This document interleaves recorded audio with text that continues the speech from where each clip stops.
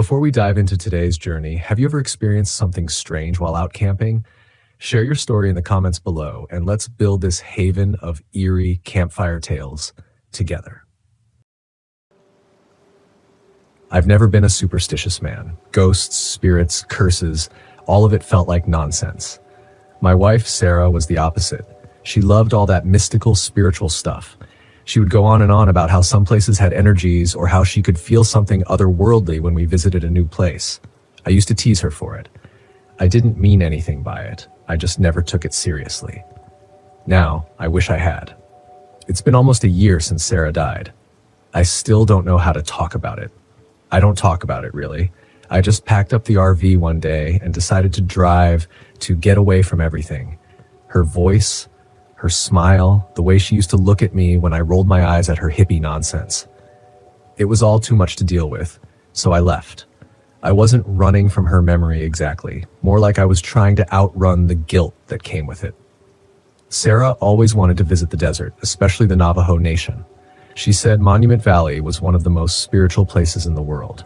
I never took her. Work got in the way, or my cynicism did. Either way, it never happened. And now, with nothing but miles of empty road ahead of me, I found myself driving right into that part of the world. Maybe it was my way of making up for it.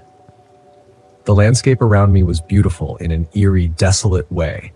Massive red rocks rising out of the desert, mesas silhouetted against the setting sun. The kind of place that made you feel small, insignificant. I parked the RV in a remote spot off an unmarked dirt road. No other campers around, just the endless stretch of desert and the towering rock formations in the distance. It was quiet, peaceful even. I thought maybe I'd finally get a decent night's sleep.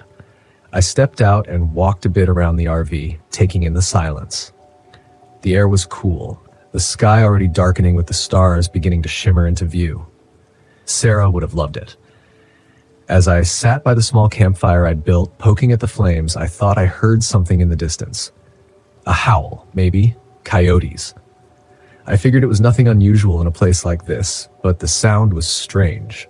More like a scream than an animal call. I shrugged it off, telling myself it was just the wind. Still, it gnawed at me. Something about the isolation felt different tonight. Heavier. I tried to shake the feeling and headed back into the RV. I locked the door out of habit, but deep down, I knew a lock wouldn't help me feel safe. Not tonight.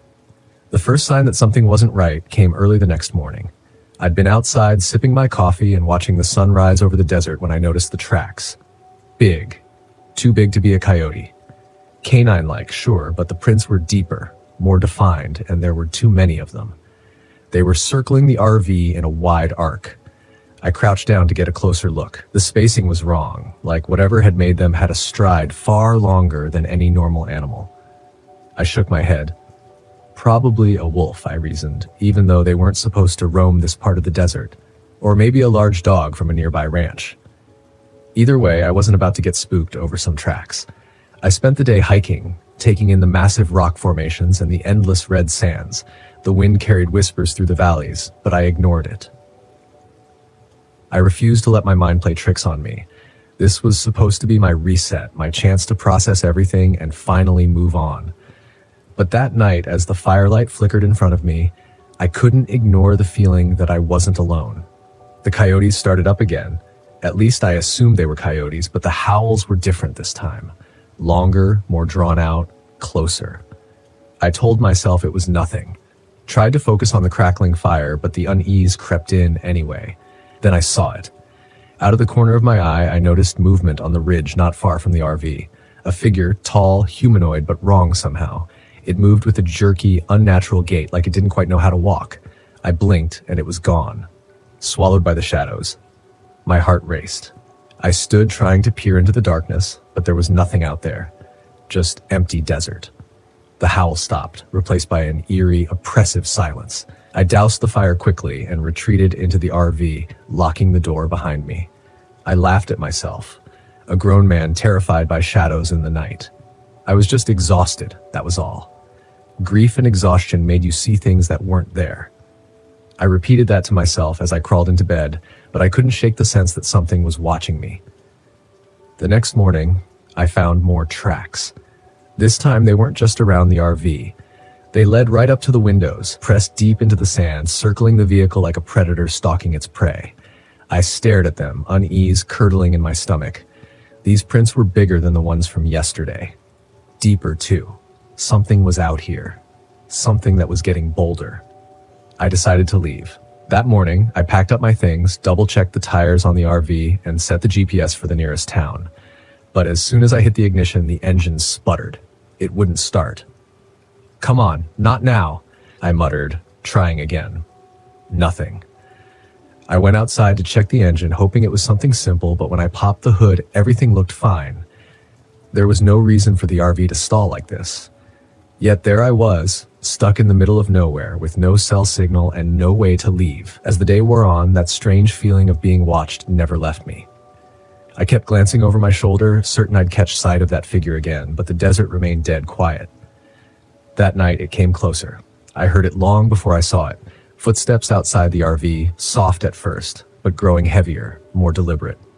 Something was walking around, pacing as if deciding what to do next.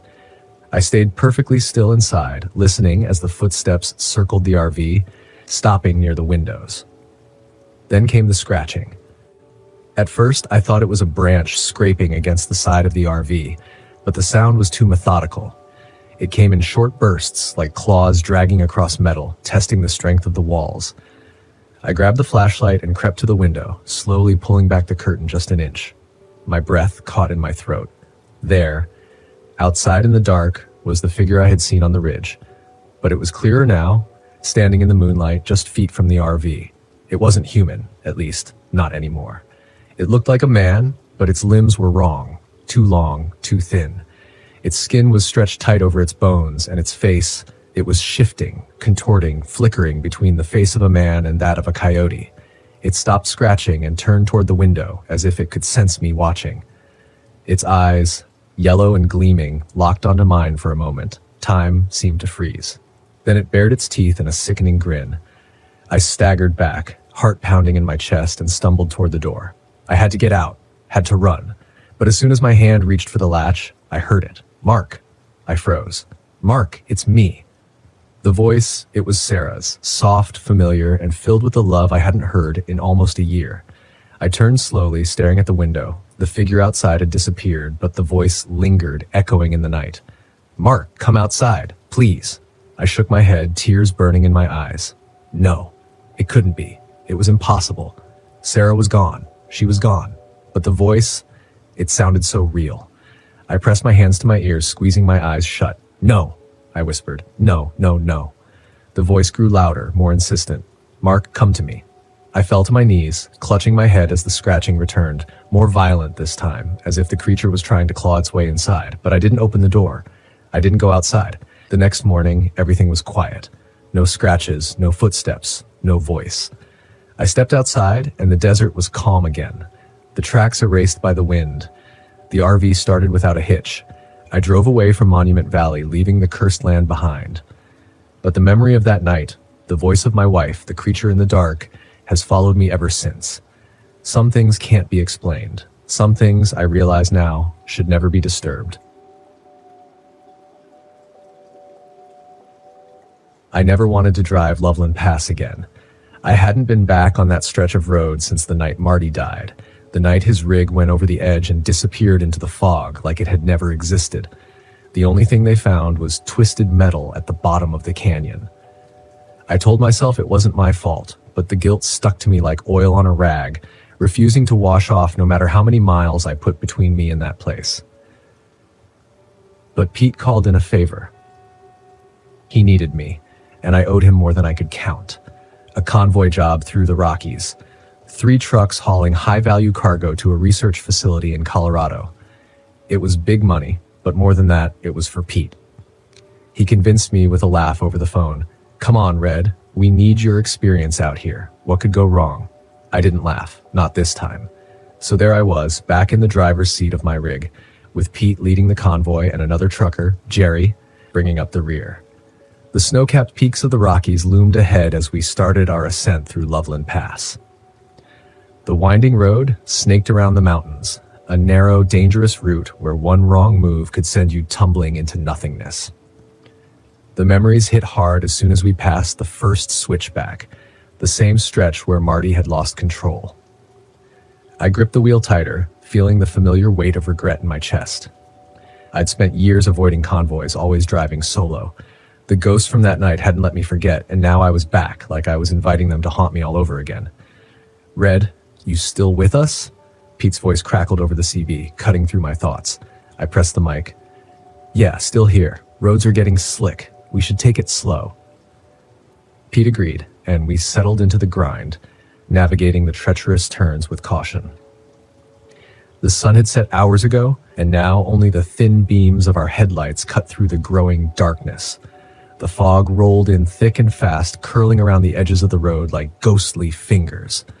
That's when I saw it up ahead. Just barely visible through the fog was a pair of headlights. They flickered like a dying flame, appearing and disappearing in the swirling mist. I squinted, leaning forward, trying to get a better look. It was a truck, no doubt about it, but there was something familiar about the way it moved, the way it hugged the curves of the road like it had been driving this route for years. I keyed the mic again. "Pete, you see that truck up ahead?" Silence. Then Pete's voice came through, confused. "There's no truck, Red? Just us." I glanced in the mirror. Jerry's headlights were still behind me, steady and unchanging, but the truck in front, it wasn't one of ours. I let go of the mic, my gut tightening. Maybe it was a local driver or someone familiar with the area, but as I watched it more closely, I knew that wasn't right. The truck was old, real old, the kind of rig you didn't see much on the road anymore. And then it hit me, hard and fast.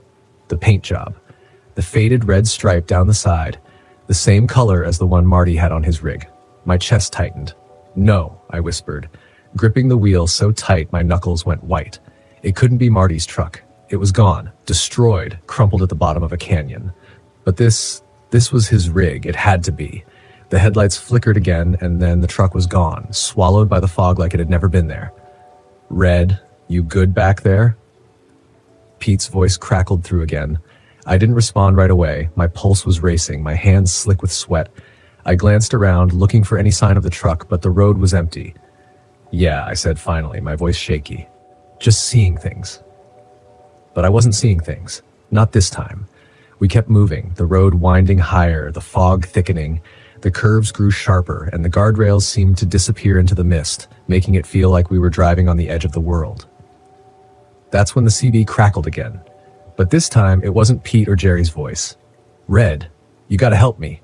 The voice was faint, distorted, but I recognized it immediately. My heart stopped. "Marty?" I whispered, disbelief creeping into my voice. The radio stayed silent for a moment, but then it came again, clearer this time, like the words were being dragged through the static. "Red, help me. I can't hold on." I dropped the mic. This wasn't real. It couldn't be. Marty was dead. Gone. But that voice, it was his. Down to the rasp he always had when he called me Red. I hadn't heard it in years, and yet here it was, crackling through the radio like a ghost from the past. I tried to shake it off, tried to convince myself it was just some weird interference. But the road ahead seemed to twist and shift unnaturally, like the mountains themselves were trying to trap us in. I checked my mirrors again, half expecting to see the ghost truck reappear. But there was nothing, just the thick swirling fog. "Pete, something's not right," I said into the mic, trying to keep my voice steady. "We should stop, let the fog clear." "Negative, Red. We've got a tight schedule. Keep moving." His response was sharp, almost panicked. Pete wasn't the type to scare easily, but I could hear the tension in his voice. He knew something was wrong too, but he didn't want to say it. The fog pressed in closer, and suddenly the road didn't feel familiar anymore. I'd driven this pass more times than I could count, but now it was like the route had changed. The turns were sharper, the drops steeper. I didn't know where we were headed anymore. And then I saw the truck again. It appeared out of the fog, closer this time, swerving wildly across the road. The old rusted cab, the faded red stripe. It was Marty's rig, no doubt about it. But when I pulled alongside, there was no driver. The cab was empty, the windows fogged over from the inside. My stomach lurched. I slammed on the brakes, swerving to avoid the ghost truck, but it vanished into the mist as quickly as it had come. My truck fishtailed, tires screeching against the wet pavement, but I managed to hold it steady, My heart was pounding in my chest. "Red, what the hell's going on back there?" Pete's voice snapped through the radio. "I saw him," I muttered, barely able to catch my breath. "I saw Marty's truck." Silence hung in the air for a long moment. I knew Pete was processing what I'd said, trying to figure out if I was losing it or if there was something more. But before he could respond, the CB crackled again. Marty didn't make it. It wasn't Pete. It wasn't Jerry. It was Marty. His voice filled the cab, clearer than before, as if he was sitting right next to me. "You let me go, Red. You let me fall." I clenched the wheel, anger and fear boiling in my chest. "I didn't let you fall. I tried, Marty. You didn't try hard enough." The road twisted again, sharper this time, and I could barely see the guardrail through the fog. But I kept driving, adrenaline coursing through me as Marty's voice echoed in my head. Suddenly, Pete's voice cut through the chaos. "Red, you gotta snap out of it. This isn't real. It's the mountains messing with you," I snapped back. "Messing with me? Don't act like you don't hear him, Pete." Pete didn't answer. The road ahead dipped sharply, and I saw it, the same curve where Marty had gone over, the same stretch of road where his truck had disappeared into the canyon. My heart raced, my mind spinning. Was that where this was leading? Was I about to relive Marty's crash? "Marty, I'm sorry," I whispered, gripping the wheel tighter as the road curved dangerously toward the edge. "I'm so damn sorry." The fog lifted just enough for me to see what was ahead. Marty's truck, in the middle of the road, blocking the pass. There was no time to stop, no time to think. I swerved hard, avoiding the ghost truck at the last second. My rig skidded, the wheels screeching as I fought to keep control. For a moment, I thought I was going over the edge. The wheels teetered on the lip of the canyon, the guardrail creaking under the weight of the truck. But I yanked the wheel, pulling the rig back onto solid ground. My breath came in ragged gasps. I looked in the rearview mirror. The ghost truck was gone.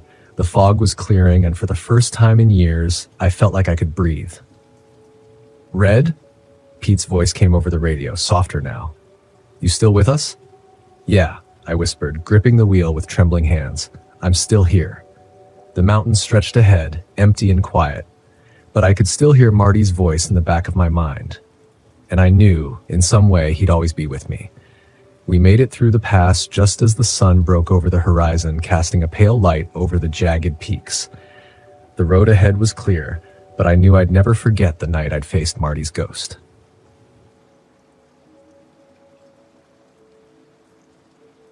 I've always liked the quiet of the road. No one asking questions, no one poking into your business, just miles of highway, the hum of the engine, and the occasional crackle of a distant voice on the CB. But that night, somewhere on Route 50 in the middle of Nevada, the silence felt different. Too quiet, too heavy. It had been days since I'd had a decent break. I'd left San Francisco with a load of building materials bound for Kansas City, figuring Route 50 would cut the travel time. They call it the loneliest road in America, and I've driven it enough times to know why. For hours at a time, you don't see a soul, just endless desert dotted with mountains that never seem to get any closer.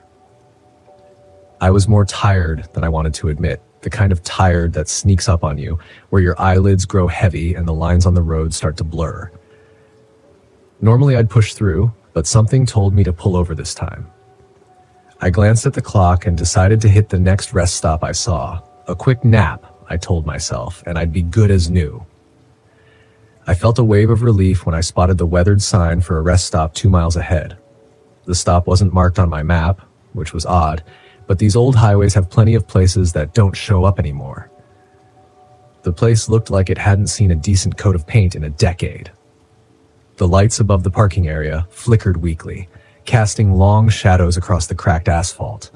A beat-up picnic table and a few rusted trash bins were all that marked the stop.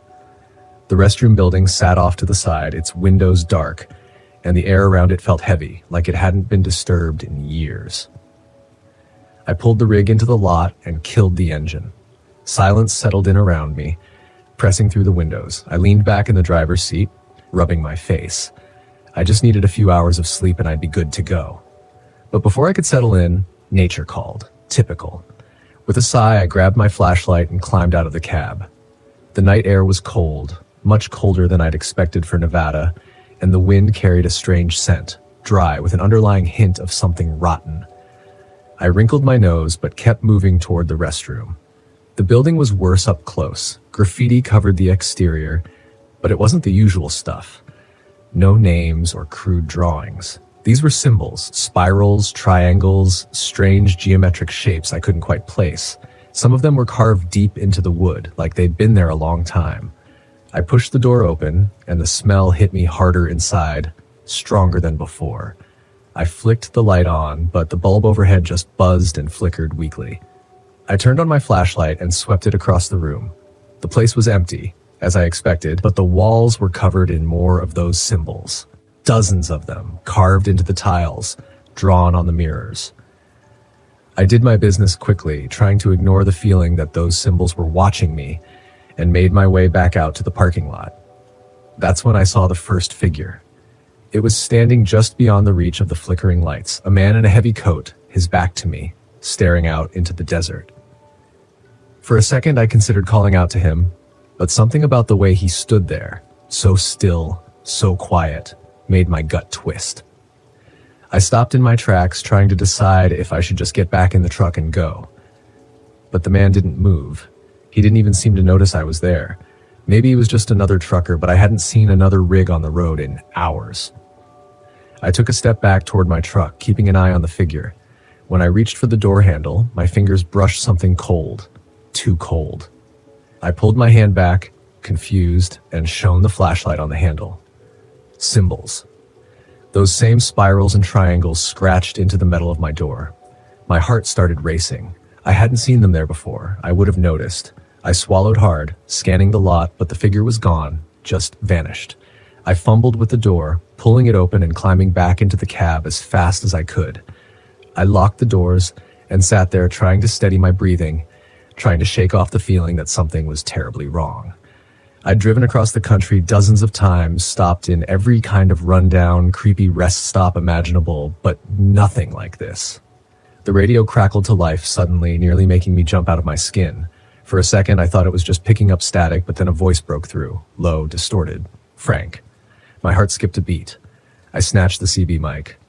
Who is this? Silence. I stared at the radio. Waiting, but the voice didn't come back. I tried to convince myself I'd imagined it, that my mind was playing tricks on me, but the sound of my name, it was too clear. I glanced out the window again, half expecting to see the man in the coat, but the lot was empty. The only movement was the weak flicker of the overhead lights. Still, that rotten smell lingered, hanging in the air like a warning. I was about to start the engine and get the hell out of there when I noticed something in the rearview mirror. There was another figure now standing near the restrooms. This one was closer. I couldn't make out their face in the dim light, but they were staring right at me. Not moving, not blinking, just watching. Every instinct in my body screamed at me to leave, but when I reached for the ignition, the engine sputtered and died before it could even turn over. I tried again. Nothing. The lights on the dashboard flickered weakly before going out altogether. Come on, I muttered, trying to stay calm. Don't do this to me now. I grabbed my phone to call for help, but there was no signal, no bars, no nothing. The figure was still there, closer now. Another figure appeared near the picnic table, and then another by the trash bins. They didn't approach, but they were closing in, little by little. My mouth was dry. I fumbled for the flashlight and shone it toward the restroom, hoping to get a better look at the figures. The beam of light cut through the dark, but when it hit the first figure, they were gone. Just gone. I swept the light across the lot, but all the figures had disappeared. Every single one. I didn't waste any more time. If my truck wasn't going to start, I'd fix it in the morning. For now, I just needed to get out of here, on foot, if I had to. I grabbed the toolbox from under the seat just in case and jumped down from the cab. That's when I noticed something else on the side of my truck. Etched into the paint was one of those symbols. Fresh. I could smell the metallic tang of scratched metal. It was the same spirals and triangles I'd seen in the bathroom, like the same ones that had been on the door handle. The smell hit me again, stronger now. I turned, shining the flashlight toward the restroom, and that's when I saw it. The symbols were glowing. A faint, sickly light pulsed from the walls of the building. the carvings and scratches now alive with some kind of energy. The ground beneath my feet vibrated, a low hum building in my chest. I stumbled back toward the truck, my flashlight shaking in my grip, but the lights in the building grew brighter, casting long, flickering shadows across the lot. And then I heard the voice again. "Frank!" I whipped around, scanning the empty lot, but there was no one there, no figures, no man in the coat, just the voice coming from nowhere and everywhere at once. "Frank, you need to stay." I felt a cold sweat break out across my forehead. My pulse pounded in my ears, but I kept moving, trying to get back into the cab. But the symbols, they were on my truck now, glowing with the same eerie light. The handle felt like ice under my fingers. The wind picked up, howling across the lot, carrying whispers with it, low, urgent voices layered on top of each other, impossible to understand. But they felt old, ancient. I was frozen in place, trapped between the truck and whatever the hell was happening in that restroom. The lights, the symbols, the voices, I didn't know what to make of any of it, but I knew one thing. I had to leave now. The truck groaned as I climbed back into the cab, and I turned the key one last time, praying it would start. The engine sputtered, coughed, and finally roared to life. Without another thought, I slammed the truck into gear and floored it out of the lot, the tires skidding on the cracked asphalt. The rest stop disappeared in the rearview mirror, the glowing lights and symbols fading into the distance. As I drove down the highway, my hands trembling on the wheel, I couldn't shake the feeling that I hadn't escaped. The silence of the road was back, but it wasn't the same.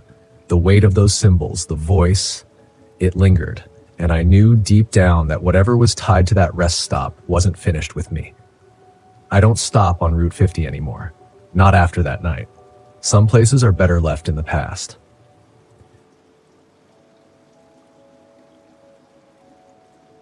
There's a kind of silence that creeps up on you when you're driving long stretches of road at night.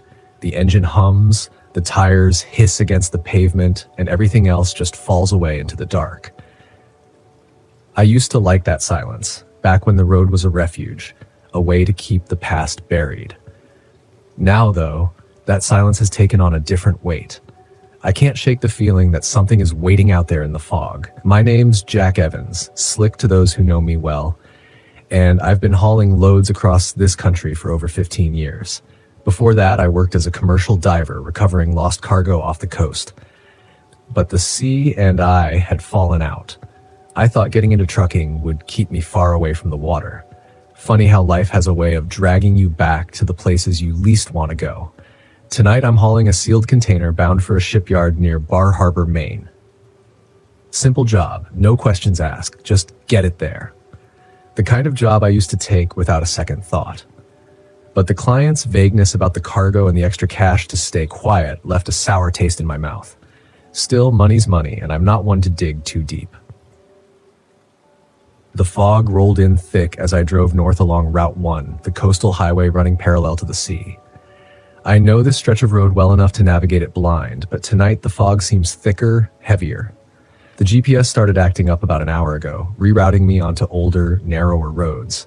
I assumed it was just a glitch. Old systems don't handle the coastal areas too well, but now my gut is telling me something else.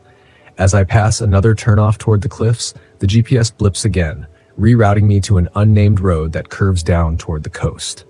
My knuckles whiten around the wheel as I consider pulling over to reset the system. Something's wrong. The hairs on the back of my neck prickle, the kind of feeling you get right before a storm hits. Just then, the CB radio crackles to life. Jack. The voice is faint, distorted, as if it's coming from underwater. My stomach tightens. No one's supposed to be on this frequency. Hell, I haven't talked to anyone in hours. Jack, help me. I snatch the mic off the dash and key it up, trying to keep my voice steady. Who is this? No answer. Just static. I stare at the radio, willing it to stay quiet, but the voice comes through again, this time clearer, like the static is peeling away. Jack, why didn't you come back? I slam the mic down and try to focus on the road, but the memory of that voice hits me hard. It can't be.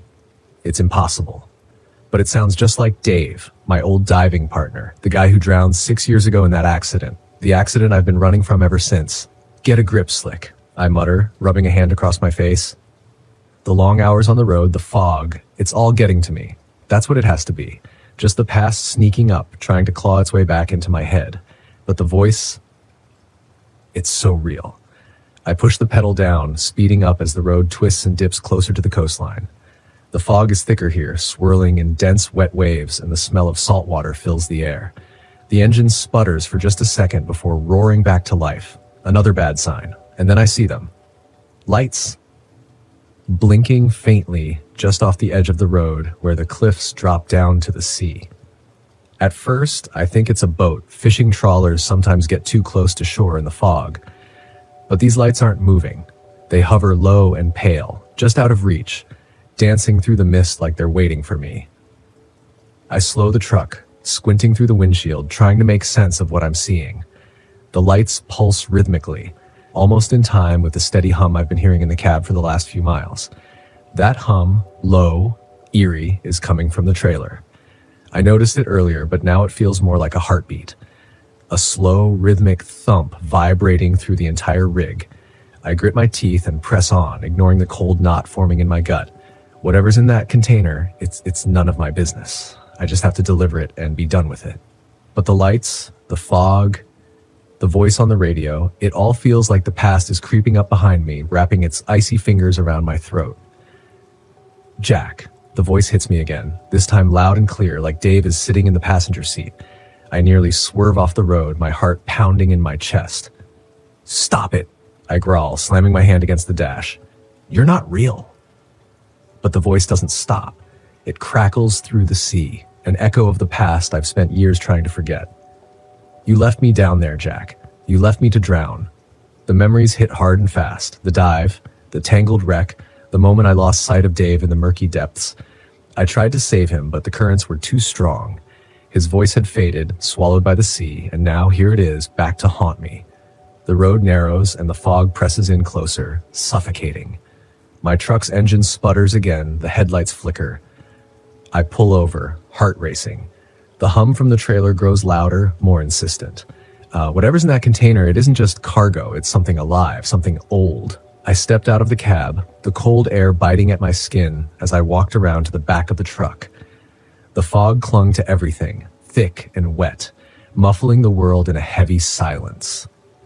The lights over the water had disappeared, but I could still feel them watching me. The hum was louder here, vibrating through the trailer walls. I reached for the lock, my hand trembling.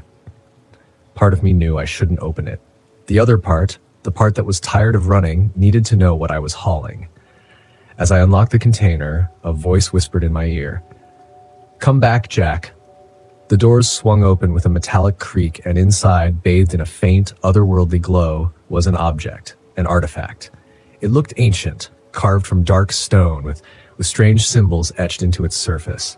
The hum was coming from it, pulsating like a heartbeat, sending ripples of energy through the air. I took a step back, the realization sinking in like a weight in my chest. This thing wasn't just cargo, it was something tied to the sea, something old and powerful, and it had been calling to me all night. The fog swirled around me, thickening, and I felt a presence, multiple presences, moving through it. Figures, humanoid but distorted, like they were submerged in water, appeared at the edges of the road. Their eyes glowed faintly, and their movements were slow, deliberate, as they waded through the fog toward me. I stumbled back, my pulse racing. The figures grew closer, their shapes becoming clearer. Fishermen, divers, sailors, all of them dripping with seawater, their faces pale and bloated. And among them, I saw Dave. His eyes locked on mine, his expression blank, his hand outstretched. "You left me." His voice echoed in my head. "You left me to die." I backed away, but the sea's pull was too strong. The hum from the artifact grew louder, and the figures closed in, their voices mingling with the wind, calling me back to the water, back to the depths where I'd lost Dave. "I'm sorry," I whispered, my breath fogging in the cold air. I tried to save you." Dave's expression didn't change, but his hand dropped. The figures stopped, hovering at the edge of the road. The hum from the artifact slowed, the vibrations easing. The fog, heavy and thick, began to lift. And then, just as quickly as they had appeared, the figures dissolved into the mist, leaving me alone on the road. I closed the trailer doors, locking the artifact inside, and climbed back into the cab. The engine sputtered to life, and I pulled away from the coast, leaving the fog and the ghosts behind. The road stretched out ahead, empty and quiet, but the weight in my chest remained. The sea wasn't done with me. Not yet. And neither was Dave. That night, as I drove into the sunrise, I couldn't shake the feeling that I'd only just scratched the surface of something far deeper. Something I couldn't escape. The road may have saved me this time, but the echoes from the deep were still calling.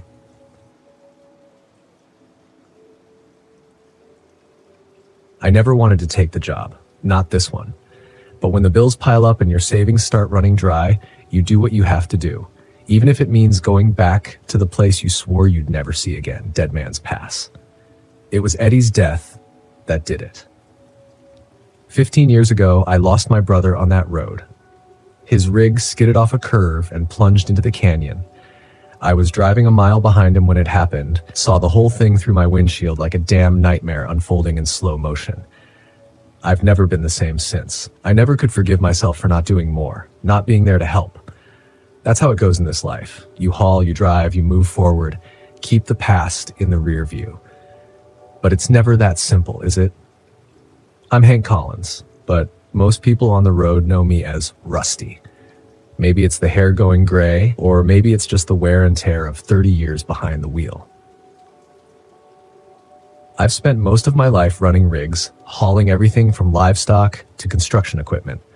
This time I was hauling heavy machinery for a mining outfit in Utah. Easy enough, or so I thought. The cargo didn't bother me. What bothered me was the route, Route 163, through the heart of Monument Valley, and then up through Dead Man's Pass, the very stretch of road where Eddie lost his life. I've avoided it for years, but I couldn't avoid it this time. The money was too good, and the job came at a time when I needed it most.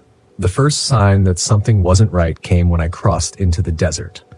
The vast expanse of red rocks stretched out for miles, the sun beginning to dip below the horizon, casting long shadows across the road. It should have been peaceful, almost beautiful, but there was something off. The radio cut out first, static, then silence. Not unusual out here, but it didn't sit right. The stillness felt heavy, oppressive, like the desert itself was holding its breath. As the sun slipped away completely, I noticed a pair of headlights in my rearview mirror. At first, I didn't think much of it, probably another trucker making the same route. But as the miles passed, those headlights didn't get closer. They stayed there, far back but steady, like whoever it was didn't intend to pass or fall behind, just keeping pace. I tried to shake it off, focusing on the road ahead. The canyon walls began to rise on either side of me, the road narrowing as I approached Dead Man's Pass. My hands tightened on the wheel, the familiar knot of tension growing in my chest. The road was winding, dangerous, with steep cliffs on one side and jagged rock on the other. I'd driven it 100 times before, but not since the night Eddie died. As I climbed higher, the truck started to act up. First, it was the brakes. They began to make a grinding noise that sent vibrations up through the cab. They were new, serviced just a week ago. No reason they should be failing. Then the engine sputtered, just once, but enough to make my heart jump. "Come on, Rusty," I muttered to myself. "Just keep moving, 1 mile at a time." But the truck didn't listen. The headlights behind me were still there, never getting any closer, never fading away. Something about it gnawed at me, a slow realization creeping in. I knew that truck. It was Eddie's. It couldn't be. Of course, Eddie's truck was a wreck at the bottom of the canyon, rusted and forgotten, but the make, the model, even the busted left headlight, it was all the same, and it was following me. I turned up the CB, hoping for some noise to drown out my thoughts, but all I got was static. My hands were sweating now, the wheel slick beneath my fingers. The canyon walls seemed to press in tighter as I reached the most dangerous curve, the very spot where Eddie went over the edge. My foot eased off the gas, but then the CB crackled to life and a voice broke through the static. "Rusty, Hank, you got to stop." I nearly jerked the wheel in shock. I knew that voice. It was impossible, but I knew it. It was Eddie. "Eddie," I whispered, even though I knew there was no way it could be real. I fumbled with the radio, trying to clear the signal, but the voice only grew louder, swallowed by the hiss of static. "Rusty, you gotta stop. You can't make the same mistake." I was losing my mind. That's what this was. Too many years on the road, too many ghosts haunting me. That's all it was. But then the truck sputtered again. The grinding in the brakes got worse. I could feel the whole rig shudder as I tried to slow down, but the brakes weren't responding. I pumped them hard, but nothing. The curve was coming up fast, and I knew I wouldn't make it if the brakes didn't hold. "Damn it!" I shouted, yanking the wheel hard to the right, pulling off onto the narrow shoulder. The truck screeched to a stop, just inches from the cliff's edge. For a long time, I sat there, heart pounding, staring at the drop below. The canyon stretched out beneath me, a black abyss swallowing the last traces of daylight. My breathing was ragged, my hands shaking, and then I saw it. Eddie's truck was still there, sitting on the road behind me, headlights glowing dimly through the dust. But now I could see it wasn't just a truck. The rig was mangled, twisted, just like it had been after the accident. The front end was smashed in, the cab crumpled, the windshield shattered, and standing next to it was Eddie. I blinked, rubbed my eyes, but he didn't disappear. He was there, as clear as day. His face was pale, gaunt, eyes hollow, but it was him. He was looking right at me. I stumbled out of the cab, my legs shaking beneath me. I didn't know what I was doing, didn't know what I expected to happen, but I had to get closer. I had to see Eddie. My voice cracked as I took a step toward him. How are you?" He didn't speak, just stared at me with those hollow eyes. Then, slowly, he raised a hand, pointing down the canyon. I followed his gaze, my heart pounding in my chest. That's when I saw it. The wreckage of his truck lying at the bottom of the canyon, just as it had been all those years ago. "No," I whispered. This can't be real." Eddie's voice echoed in my mind, though his lips didn't move. "You gotta stop, Rusty. You gotta stop running." I fell to my knees, the weight of everything crashing down on me. I had run from this for so long, buried it deep, but now there was no escaping it. Eddie wasn't here for revenge. He wasn't here to haunt me. He was here because I'd never let him go. "I'm sorry," I choked out, tears burning my eyes. "I'm sorry, Eddie. It was my fault. I should have listened. I should have stopped." The wind howled through the canyon, and for a moment, it sounded like Eddie was speaking again. But this time, it wasn't a warning. It was forgiveness. "I never blamed you, Rusty," his voice whispered, softer now, like it was being carried away by the wind. "But you gotta forgive yourself." The headlights of Eddie's truck flickered once, then went out. The figure standing beside it began to fade, dissolving into the dust and shadows of the canyon. And then he was gone. I sat there on the edge of the road, staring down into the canyon where my brother's truck had fallen. The air was still, the only sound the soft hum of the desert wind. I didn't know how long I sat there, but when I finally got to my feet, something had shifted inside me. The guilt was still there, but it wasn't crushing me anymore. It wasn't tearing me apart from the inside. I could breathe again. I climbed back into the cab and started the engine. The truck roared to life, and the brakes responded this time, smooth and steady, as I pulled back onto the road. I glanced in the rearview mirror one last time. There was nothing there. No truck, no headlights, just empty miles of desert behind me. I smiled a sad, tired smile. It was time to stop running. Time to go home. As I drove through Dead Man's Pass, the echoes of the past faded into the night, leaving only the road ahead. I've always liked the quiet of the road. No one asking questions, no one poking into your business, just miles of highway, the hum of the engine, and the occasional crackle of a distant voice on the CB. But that night, somewhere on Route 50 in the middle of Nevada, the silence felt different, too quiet, too heavy. It had been days since I'd had a decent break. I'd left San Francisco with a load of building materials bound for Kansas City, figuring Route 50 would cut the travel time. They call it the loneliest road in America, and I've driven it enough times to know why. For hours at a time, you don't see a soul. Just endless desert dotted with mountains that never seem to get any closer. I was more tired than I wanted to admit. The kind of tired that sneaks up on you, where your eyelids grow heavy and the lines on the road start to blur. Normally, I'd push through, but something told me to pull over this time. I glanced at the clock and decided to hit the next rest stop I saw. A quick nap, I told myself, and I'd be good as new. I felt a wave of relief when I spotted the weathered sign for a rest stop 2 miles ahead. The stop wasn't marked on my map, which was odd, but these old highways have plenty of places that don't show up anymore. The place looked like it hadn't seen a decent coat of paint in a decade. The lights above the parking area flickered weakly, casting long shadows across the cracked asphalt. A beat-up picnic table and a few rusted trash bins were all that marked the stop. The restroom building sat off to the side, its windows dark, and the air around it felt heavy, like it hadn't been disturbed in years. I pulled the rig into the lot and killed the engine. Silence settled in around me, pressing through the windows. I leaned back in the driver's seat, rubbing my face. I just needed a few hours of sleep and I'd be good to go.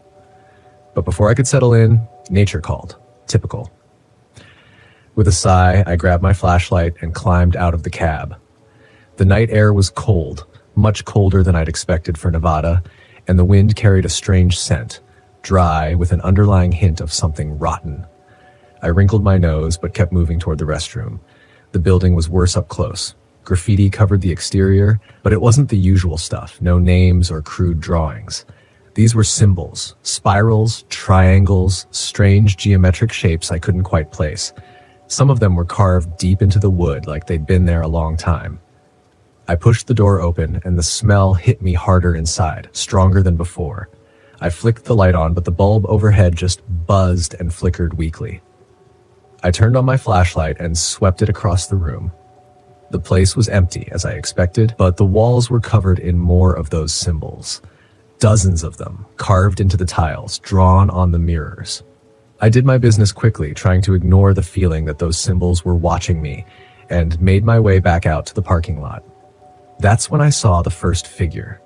It was standing just beyond the reach of the flickering lights, a man in a heavy coat, his back to me, staring out into the desert. For a second, I considered calling out to him, but something about the way he stood there, so still, so quiet, made my gut twist.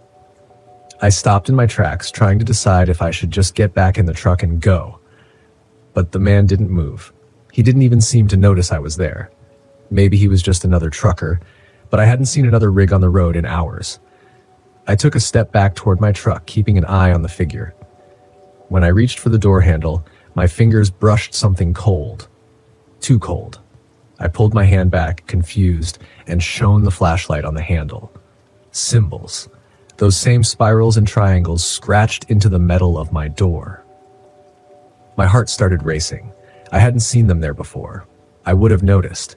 I swallowed hard, scanning the lot, but the figure was gone, just vanished.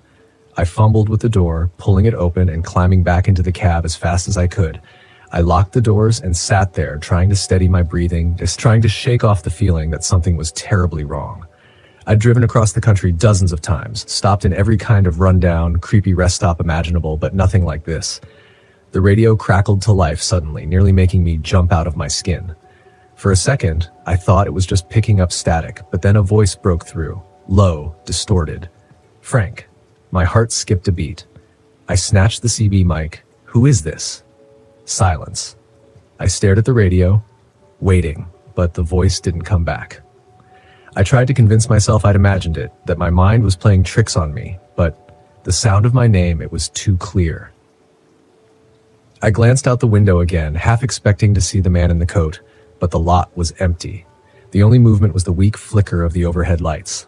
Still, that rotten smell lingered, hanging in the air like a warning. I was about to start the engine and get the hell out of there when I noticed something in the rearview mirror. There was another figure now, standing near the restrooms. This one was closer. I couldn't make out their face in the dim light, but they were staring right at me. Not moving, not blinking, just watching. Every instinct in my body screamed at me to leave, but when I reached for the ignition, the engine sputtered and died before it could even turn over. I tried again. Nothing. The lights on the dashboard flickered weakly before going out altogether. "Come on," I muttered, trying to stay calm. "Don't do this to me now." I grabbed my phone to call for help, but there was no signal. No bars, no nothing. The figure was still there, closer now. Another figure appeared near the picnic table, and then another by the trash bins. They didn't approach, but they were closing in, little by little. My mouth was dry. I fumbled for the flashlight and shone it toward the restroom, hoping to get a better look at the figures. The beam of light cut through the dark, but when it hit the first figure, they were gone. Just gone.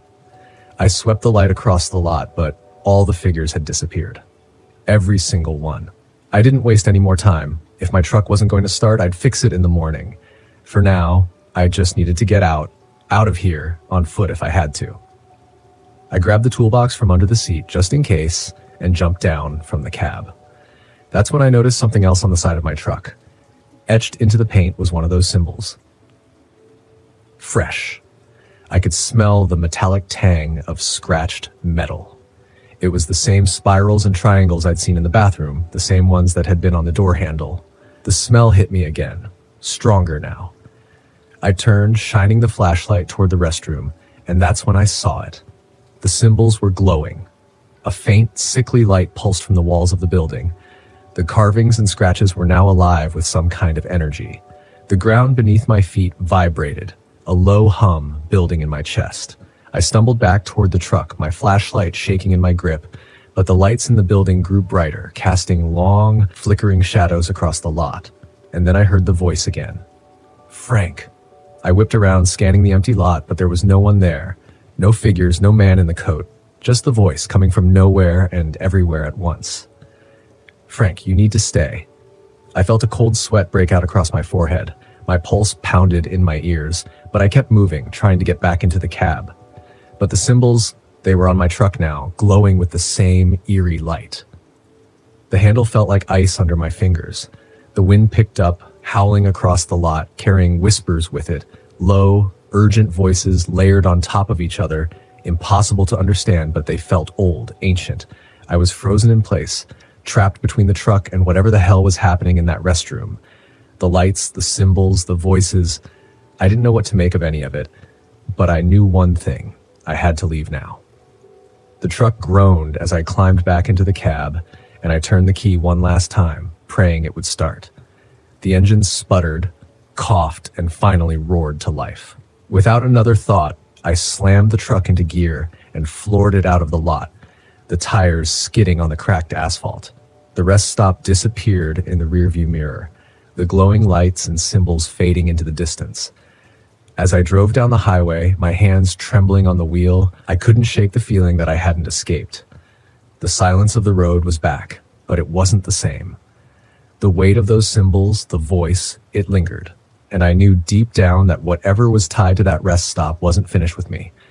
I don't stop on Route 50 anymore. Not after that night. Some places are better left in the past.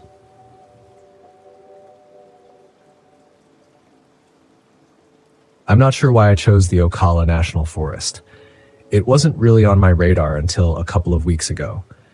Maybe it's because Megan always talked about it, how beautiful the pine forests were, the springs. She was the nature person, not me. She practically begged me to take her camping here once back when we were still together. I kept putting it off, using work as an excuse.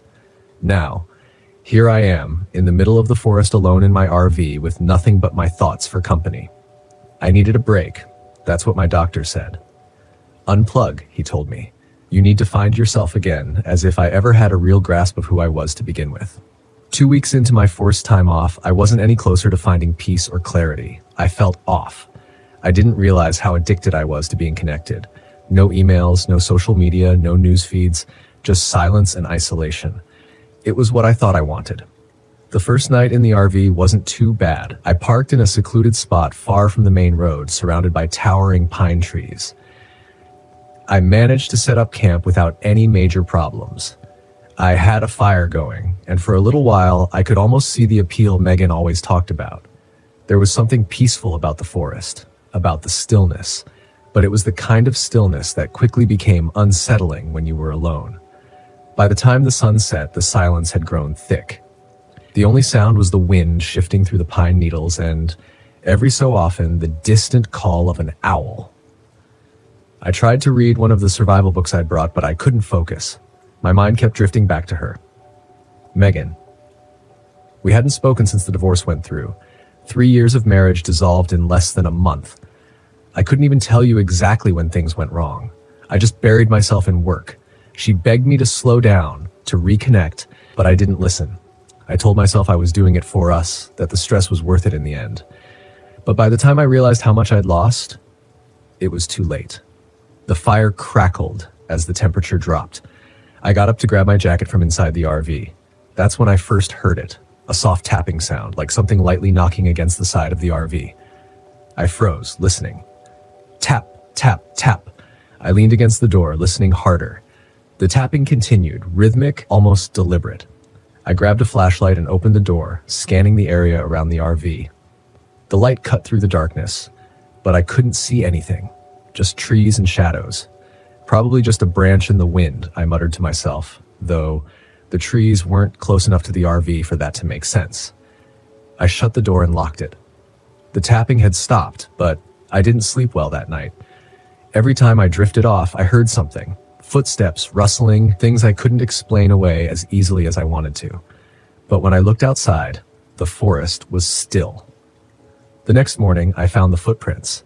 They were in the dirt around the RV, large and oddly spaced. Not animal tracks, but not quite human either. They seemed too long, too wide, like someone had been walking on the balls of their feet with unnatural precision. They circled the RV, stopping near the windows before disappearing into the trees. I crouched down to get a better look. The prints were deep, the kind that didn't come from a person casually walking. Whoever or whatever had made them was heavy, deliberate. I couldn't shake the feeling that I was being watched, even though there was no one around. I considered leaving, but I wasn't going to let some footprints freak me out. Besides, my RV wouldn't start. No matter how many times I turned the key, the engine just sputtered and clicked. The GPS on my phone was glitchy too, pointing me in all sorts of random directions before it finally went blank. Great. Just great. I spent most of the day walking, trying to calm my nerves. I stuck to the trails at first, but as the hours passed, I wandered deeper into the forest. The pine trees stretched up endlessly, their trunks so straight and uniform that I started losing track of where I was. I didn't mind being lost. Not at first. It distracted me from the unease that had settled in my chest. But then, out of the corner of my eye, I saw someone, standing just beyond the trees. I stopped dead, staring at the figure. It was tall, too tall, and unnaturally still. I blinked, thinking maybe I'd imagined it, but when I looked again, it was still there. A dark shape, humanoid but wrong, standing among the trees, watching me. I called out, "Hello?" My voice sounded small, swallowed by the forest. The figure didn't move. I took a step toward it, and in an instant, it vanished. Not like it walked away, just gone, like it was never there. I felt a chill crawl up my spine. I stood there for what felt like forever, staring at the spot where the figure had been, before I finally turned and hurried back toward the RV. That night, the tapping started again. Louder this time, more insistent. I lay in bed, listening, my heart pounding in my chest. The rhythmic tapping echoed around the RV, coming from all sides. It sounded like someone or something was circling the vehicle, knocking at the walls, at the windows. I couldn't bring myself to move. Then the footsteps started. Heavy, deliberate thuds like boots crunching on gravel. They moved slowly, methodically, pacing back and forth outside the RV. I grabbed my flashlight, my hand shaking, and crawled out of bed. "Stop it," I whispered to myself. "You're imagining things. It's nothing." But I wasn't imagining it. I peered through the window and there it was, the figure, standing just at the edge of the clearing, barely visible in the darkness. Its shape was clearer now, a tall, gaunt figure with limbs that seemed too long, too thin. Its face was hidden in shadow, but I could feel its eyes on me, watching. I stumbled back from the window, heart racing. The tapping grew more frantic, the footsteps louder. My head spun with fear and confusion. What was it? Why was it here? I bolted for the door, but as I reached for the handle, I heard a voice. "David." I froze. It was Megan's voice, soft, familiar, and unmistakable. "David, come outside." My breath caught in my throat. "Megan," I whispered, barely able to speak. "Come to me." I stared at the door, my hand trembling on the latch. The voice was so clear, so real. But Megan wasn't here. She couldn't be. It wasn't her. "David, please." The voice grew more insistent, more urgent, but something in the tone was wrong, off. It wasn't her. It couldn't be. I backed away from the door, my heart pounding in my chest. The tapping and footsteps stopped all at once, leaving an eerie silence in their wake. I didn't sleep that night. The next morning, the forest felt different, lighter somehow. The figure was gone, and the RV started on the first try. I didn't waste any time. I packed up and drove away, leaving the forest behind as quickly as I could. But even now, as I sit here writing this, I can't shake the feeling that something is still watching me. That maybe, just maybe, I didn't leave it behind. Some things can't be explained. Some things I realize now are better left undisturbed.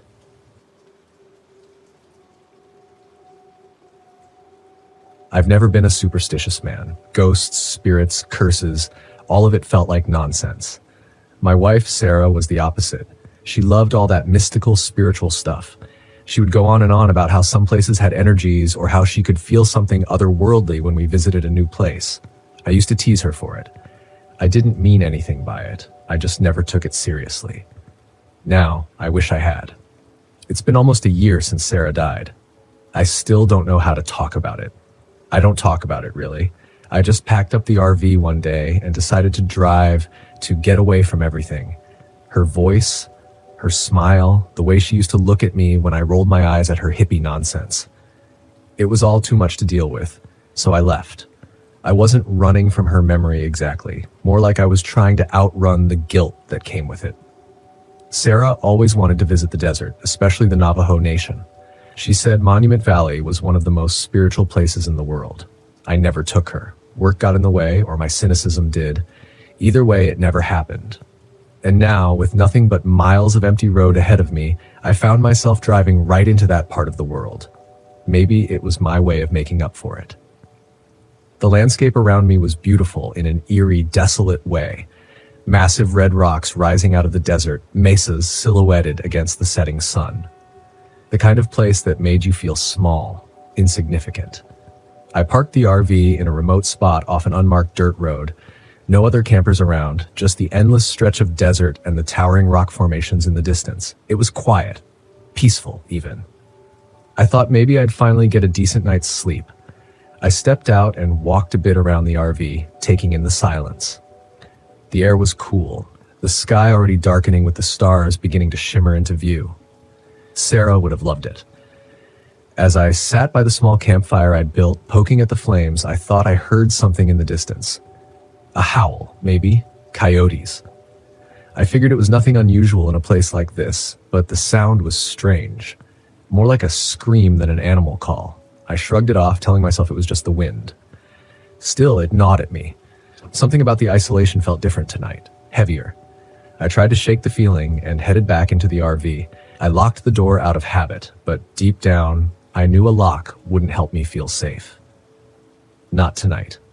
The first sign that something wasn't right came early the next morning. I'd been outside sipping my coffee and watching the sun rise over the desert when I noticed the tracks. Big. Too big to be a coyote. Canine-like, sure, but the prints were deeper, more defined, and there were too many of them. They were circling the RV in a wide arc. I crouched down to get a closer look. The spacing was wrong, like whatever had made them had a stride far longer than any normal animal. I shook my head. Probably a wolf, I reasoned, even though they weren't supposed to roam this part of the desert. Or maybe a large dog from a nearby ranch. Either way, I wasn't about to get spooked over some tracks. I spent the day hiking, taking in the massive rock formations and the endless red sands. The wind carried whispers through the valleys, but I ignored it. I refused to let my mind play tricks on me. This was supposed to be my reset, my chance to process everything. I turned back toward the RV, ready to call it a night. Until I saw them. Handprints. Long streaks of dust trailing down the windows, as if someone or something had dragged their fingers across the glass. My heart skipped a beat. I was alone. I knew that. No one had passed me on the road for hours. No one was out here. At least no one should have been. I hurried inside, locking the door behind me.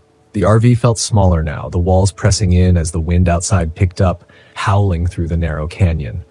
I sat at the table, staring at the window, waiting, but nothing happened. The next morning, the RV was completely dead.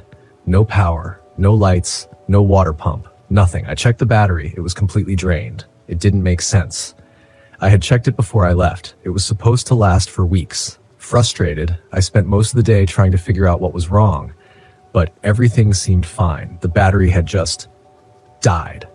By late afternoon, I gave up. I was stuck here for the night. I cursed under my breath.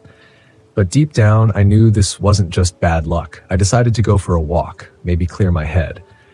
The old mine shaft loomed in the distance, and I made my way toward it. The ground was hard and cracked, littered with strange, deep marks crisscrossing the dirt.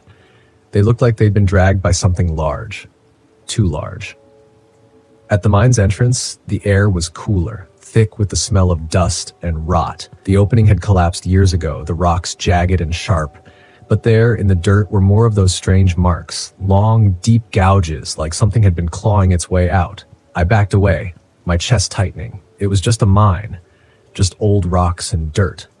But as I turned to leave, I caught something in the corner of my eye, a shadow moving at the edge of the rocks. I whipped around, nothing. I ran back to the RV, my heart pounding. That night, the first knock came just after midnight, a loud, deliberate bang on the side of the RV. I shot up, grabbing the shotgun by my bed. My hands shook as I loaded it. Another bang, closer this time. "Who's there?" I shouted, my voice cracking. No answer, just the sound of gravel shifting.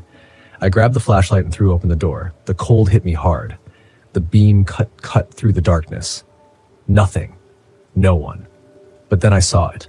A dark, shifting figure at the edge of the rocks. Its form flickered like smoke in the wind. It didn't have a face, but I felt its eyes on me.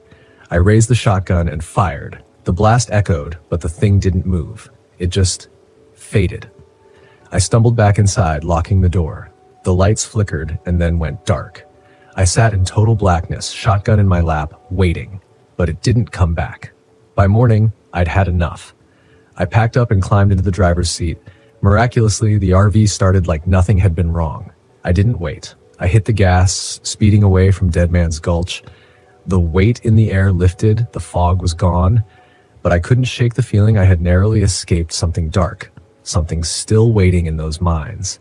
And as I drove, I kept checking the rearview mirror, just in case.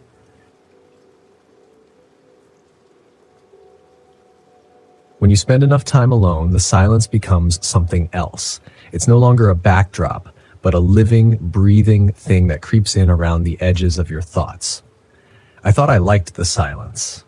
That's why I'd been living on the road for months, with no one but myself and my RV for company. But this trip to Ocala National Forest was supposed to be different. I needed to reset, to get my head straight. I guess that's what they all say before they lose it. The first day was easy enough. I set up camp on the edge of the forest, not far from one of the swamps that ran through Ocala. I had picked this spot on purpose, far enough from the touristy campgrounds, but close enough to the water to take some good photos. Photography had become my new hobby, something to fill the long stretches of time, something to keep my mind off Rachel. The forest was thick with towering pines and oaks, their branches twisting and closing in overhead. The light filtered through the leaves in a way that made the air seem heavy, almost suffocating, but it was peaceful, or at least I told myself it was. I parked the RV near a clearing right where the swamp met the woods. The ground was firm enough and I didn't think much of the water nearby. I had no reason to worry, not yet. By the time I finished setting up, the sun was already dipping low, casting long shadows that stretched across the clearing. The air was unnervingly still, like the whole forest was holding its breath, but I didn't mind. Solitude was the whole point. I sat outside for a while, watching the last of the light fade before retreating inside the RV. The hum of the small generator I had hooked up was the only sound breaking the silence. Everything seemed fine. Everything was fine, until the light started flickering. It was subtle at first, just a dimming of the overhead lights. I figured the wiring was faulty, nothing I couldn't fix. I'm a mechanic by trade, after all.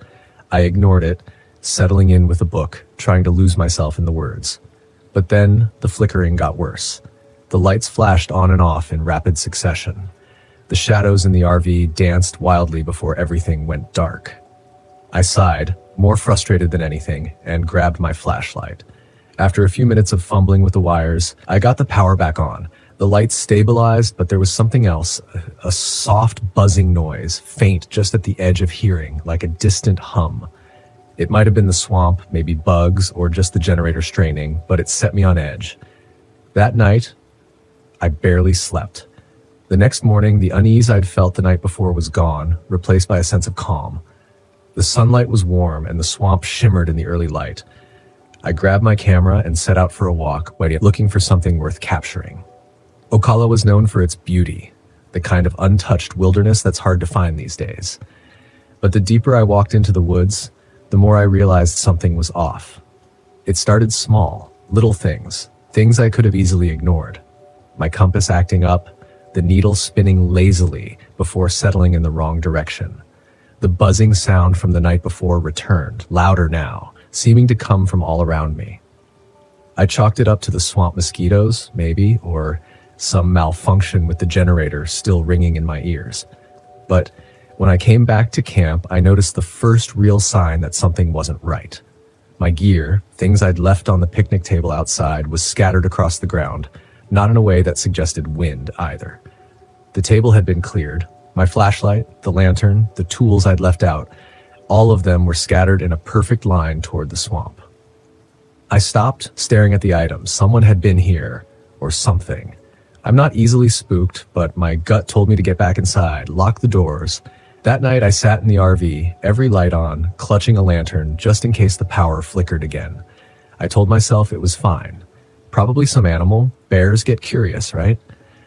But when the tapping started, I couldn't shake the feeling that I wasn't alone. It was soft at first, just a light tapping on the window, like something brushing against it. I glanced over but didn't see anything. I convinced myself it was the wind, the branches moving in the breeze. But then the tapping came again and again. I grabbed my flashlight and opened the door, stepping out into the cold night air. The swamp smelled foul, like rot and decay, and the buzzing sound was back, louder than ever. I swept the beam of the flashlight across the clearing, and that's when I saw them. Footprints, large, human-like prints leading right up to the window of my RV. The mud was fresh, still wet from the swamp, and the prints were clear. But there were no other signs of anyone around, no trails leading away, just those prints stopping right at the window. Then, nothing. I froze, my breath catching in my throat. I wanted to believe it was someone playing a prank, some camper messing with me, but I hadn't seen another soul since I got here. No cars at the trailhead, no signs of other campers nearby. I hurried back inside, locking the door, but I knew it wouldn't help. The feeling in my gut told me I was being watched. By the third day, I wanted out. I'd seen enough. But when I tried to start the RV, nothing happened. The engine clicked but wouldn't turn over. I tried again and again, but the RV refused to start. Panic settled in. My phone had no signal, this deep in the forest, and the nearest ranger station was miles away. The buzzing sound was louder now, constant, like a low hum in the back of my skull. I packed a bag and decided to hike out. Staying another night was out of the question. The trail was familiar enough, but something was different. The air was thick, stifling, and the swamp seemed to have crept closer. I hadn't noticed it before, but the water was rising, soaking the ground around my campsite. The once dried trail was now a muddy mess, slowing me down as I tried to navigate through the trees. And then I saw them. At first, they were just shadows moving between the trees, barely visible in the corner of my eye. I stopped, trying to focus, but every time I turned to look, they were gone. My heart raced. I pushed forward faster now, but the shadows followed me. They stayed just out of sight, flickering in and out of existence like ghosts. By the time I reached the halfway point, the whispers started. It wasn't loud, just a faint, distant murmur, but it was unmistakable. Voices speaking in a language I didn't understand, too quiet to make out the words. I spun around, searching for the source, but there was nothing, just the trees, the swamp, and those damn shadows. The trail blurred before my eyes, and I stumbled, my head swimming. I couldn't think straight. The buzzing, the whispers, it was too much. I needed to get out of here, but no matter which way I turned, the trail led me back to the swamp. It was like the forest was folding in on itself, trapping me in a maze of water and trees. My head throbbed, my vision blurred, and then I saw them. Standing at the edge of the swamp, barely visible in the twilight, were the figures. They were tall, too tall to be human, with elongated limbs and dark faces. They didn't move. They just stood there, watching me, their forms flickering in and out of the shadows, like something half-formed, not fully real. I backed away, my heart pounding, but they didn't follow. They didn't need to. The buzzing sound grew louder, the whispers more insistent. I turned and ran, not caring where the trail led. I just needed to get away. When I finally collapsed back at the RV, drenched in sweat and mud, the sun was already setting. The swamp had crept even closer, the water now lapping at the edges of the clearing. I locked myself inside, every light on, but it didn't matter. I could still hear them, the whispers, the tapping, the buzzing. It all grew louder, closing in on me from every side. I knew what was out there. I'd seen it, and it was only a matter of time before it got in. I sat there in the dark, clutching the flashlight, waiting for the moment when the door would creak open, waiting for the shadows to finally step into the light. I don't know how long I sat there. Hours, days. The buzzing is in my head now, a constant hum I can't escape. The figures are closer. I can see them outside just beyond the trees. Their eyes are glowing in the darkness. They're waiting for me, and I'm not sure how much longer I can resist.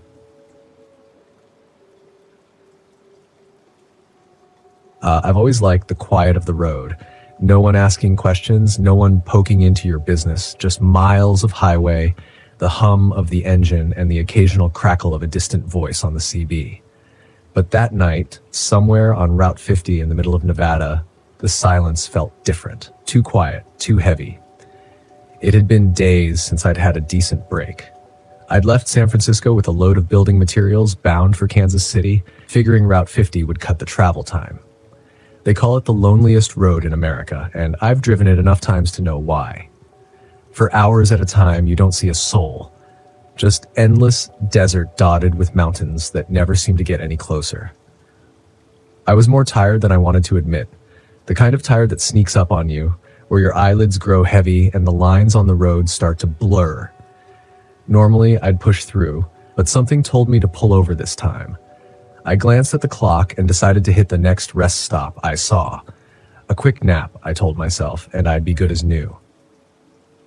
I felt a wave of relief when I spotted the weathered sign for a rest stop 2 miles ahead.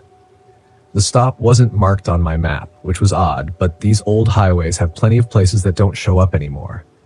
The place looked like it hadn't seen a decent coat of paint in a decade. The lights above the parking area flickered weakly, casting long shadows across the cracked asphalt. A beat-up picnic table and a few rusted trash bins were all that marked the stop. The restroom building sat off to the side, its windows dark, and the air around it felt heavy, like it hadn't been disturbed in years. I pulled the rig into the lot and killed the engine. Silence settled in around me, pressing through the windows. I leaned back in the driver's seat, rubbing my face. I just needed a few hours of sleep and I'd be good to go. But before I could settle in, nature called. Typical. With a sigh, I grabbed my flashlight and climbed out of the cab. The night air was cold, much colder than I'd expected for Nevada, and the wind carried a strange scent, dry with an underlying hint of something rotten. I wrinkled my nose but kept moving toward the restroom. The building was worse up close. Graffiti covered the exterior, but it wasn't the usual stuff, no names or crude drawings. These were symbols, spirals, triangles, strange geometric shapes I couldn't quite place. Some of them were carved deep into the wood like they'd been there a long time. I pushed the door open and the smell hit me harder inside, stronger than before. I flicked the light on, but the bulb overhead just buzzed and flickered weakly. I turned on my flashlight and swept it across the room. The place was empty, as I expected, but the walls were covered in more of those symbols. Dozens of them, carved into the tiles, drawn on the mirrors. I did my business quickly, trying to ignore the feeling that those symbols were watching me, and made my way back out to the parking lot. That's when I saw the first figure. It was standing just beyond the reach of the flickering lights, a man in a heavy coat, his back to me, staring out into the desert. For a second, I considered calling out to him, but something about the way he stood there, so still, so quiet, made my gut twist. I stopped in my tracks, trying to decide if I should just get back in the truck and go. But the man didn't move. He didn't even seem to notice I was there. Maybe he was just another trucker, but I hadn't seen another rig on the road in hours. I took a step back toward my truck, keeping an eye on the figure. When I reached for the door handle, my fingers brushed something cold. Too cold. I pulled my hand back, confused, and shone the flashlight on the handle. Symbols. Those same spirals and triangles scratched into the metal of my door. My heart started racing. I hadn't seen them there before. I would have noticed. I swallowed hard, scanning the lot, but the figure was gone, just vanished. I fumbled with the door, pulling it open and climbing back into the cab as fast as I could. I locked the doors and sat there, trying to steady my breathing, just trying to shake off the feeling that something was terribly wrong. I'd driven across the country dozens of times, stopped in every kind of rundown, creepy rest stop imaginable, but nothing like this. The radio crackled to life suddenly, nearly making me jump out of my skin. Hello? My voice cracked. I regretted speaking as soon as the word left my mouth. The fog swallowed my voice, leaving nothing but silence in its wake. I scanned the tree line again. Nothing. I backed toward the RV, my nerves on edge, and hurried inside, locking the door behind me. I wasn't about to let a little fog and a missing road freak me out, but something felt wrong. The rational part of my brain was trying to make sense of it. Fog could play tricks on your eyes, and maybe I'd missed a turn somewhere. That was all. But deep down, I wasn't convinced. I spent the next hour pacing the length of the RV, checking and rechecking my maps, trying to retrace my route in my head. Nothing made sense. The road had been there. I hadn't imagined it. By nightfall, the fog had thickened to the point where I couldn't see more than a few feet outside. The temperature had dropped even more, and I cranked up the RV's heater, wrapping myself in blankets. Sleep didn't come easily. I kept hearing things, soft thuds like footsteps outside, and whispers that seemed to drift through the walls. It had to be the fog, I told myself. It was distorting sound, making me paranoid. But when I woke in the middle of the night, there were voices. I sat up in bed, my breath catching in my throat. I could hear them, faint, murmuring voices coming from outside. I crawled to the front of the RV, heart hammering, and peered through the windshield. The figures were back. This time there were more of them. Shadows in the fog, standing still, watching. They were too far away to make out any details, but I could feel their eyes on me. Cold, hollow eyes. I blinked, and they were gone. I scrambled to turn on the engine, but it sputtered and died. No power. The RV was silent, cold, and dark. I grabbed my flashlight and flicked it on, but the beam barely cut through the fog. I tried to stay calm, tried to think logically, but my heart was racing, my mind spiraling into panic. The road was gone, the figures were back, and now I was trapped here. I had to get out. I grabbed my jacket and burst out of the RV. The cold hit me like a slab. I marched toward where the road had been, determined to find it, but the forest had shifted. The trees were closer now, the fog denser. I walked for what felt like hours, but the landscape stayed the same. It was as if I was walking in circles. No matter which way I turned, I kept ending up back at the RV. I could hear the voices again, closer now. They echoed through the fog, indistinct and ghostly. My flashlight flickered, and the shadows appeared again, closer this time, standing just beyond the beam of light. I ran back to the RV, slamming the door behind me, my chest heaving. The figures were out there, circling me, waiting. I don't know how long I sat there, clutching the flashlight, waiting for something to happen. The fog pressed against the windows, and the shadows loomed outside, never coming closer but never leaving. Morning came, though I could barely tell. The fog hadn't lifted, and the road was still gone. I tried the engine again, and this time it roared to life. Relief washed over me, but it was fleeting. I turned the RV around, driving slowly back the way I had come. If the road was there, I couldn't see it. All I could do was follow the same path I'd taken before, hoping it would lead me out, but it didn't. The road stretched out endlessly in front of me, a straight line through the fog leading nowhere. And as I drove, I realized with sinking dread that I was still trapped. The road hadn't taken me anywhere. I was driving in circles, and the figures were still there, watching, waiting. They had me now. The vanishing road wasn't just a story. It was real, and I wasn't getting out.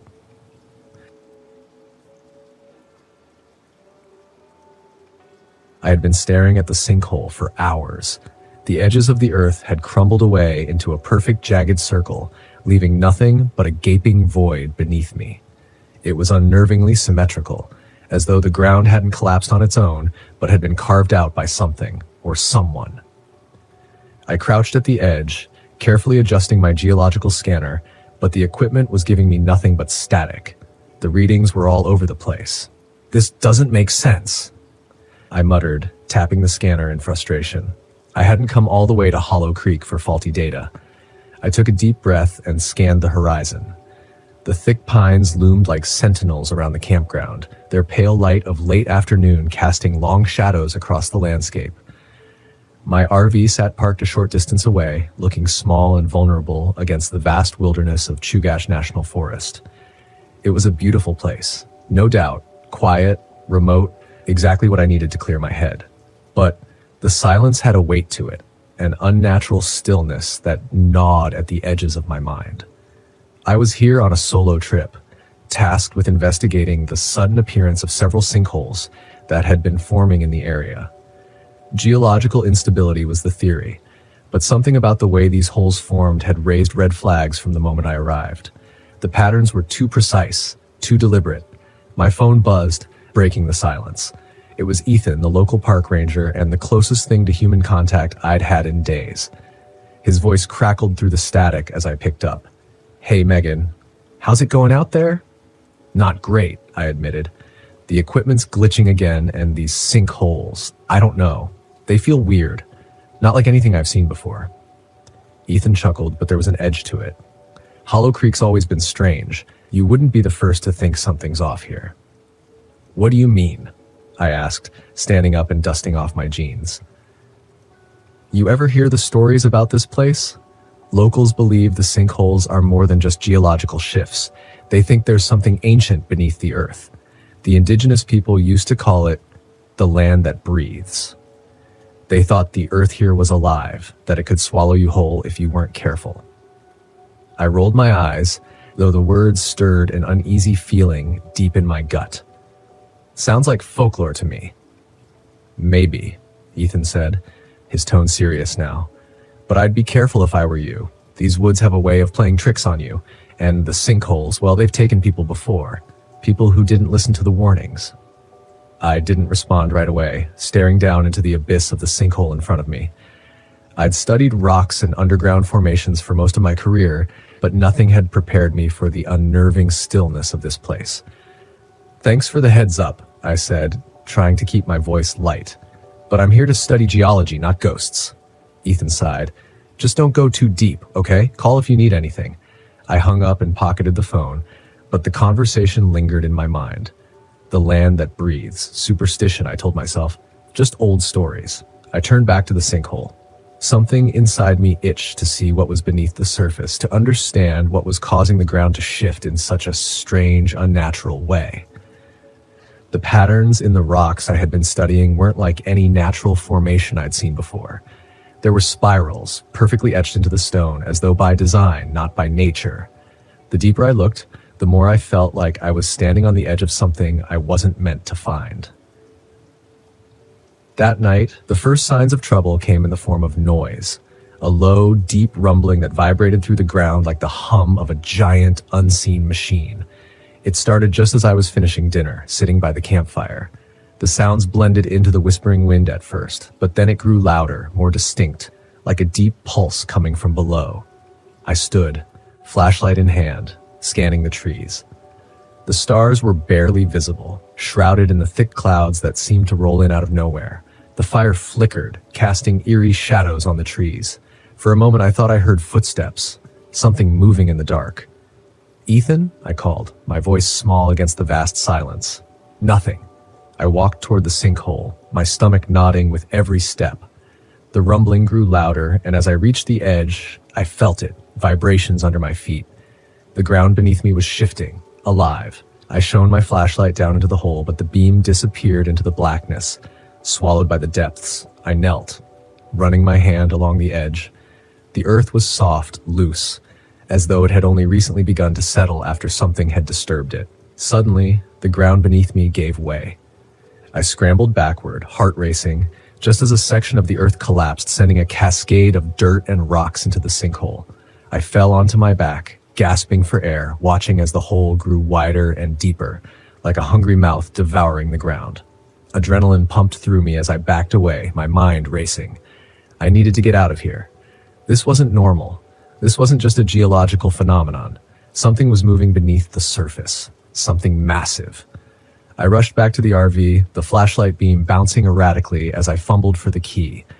But as I reached the door, the ground shook again, harder this time. The sinkhole was growing fast. I had to leave now. But then a thought struck me.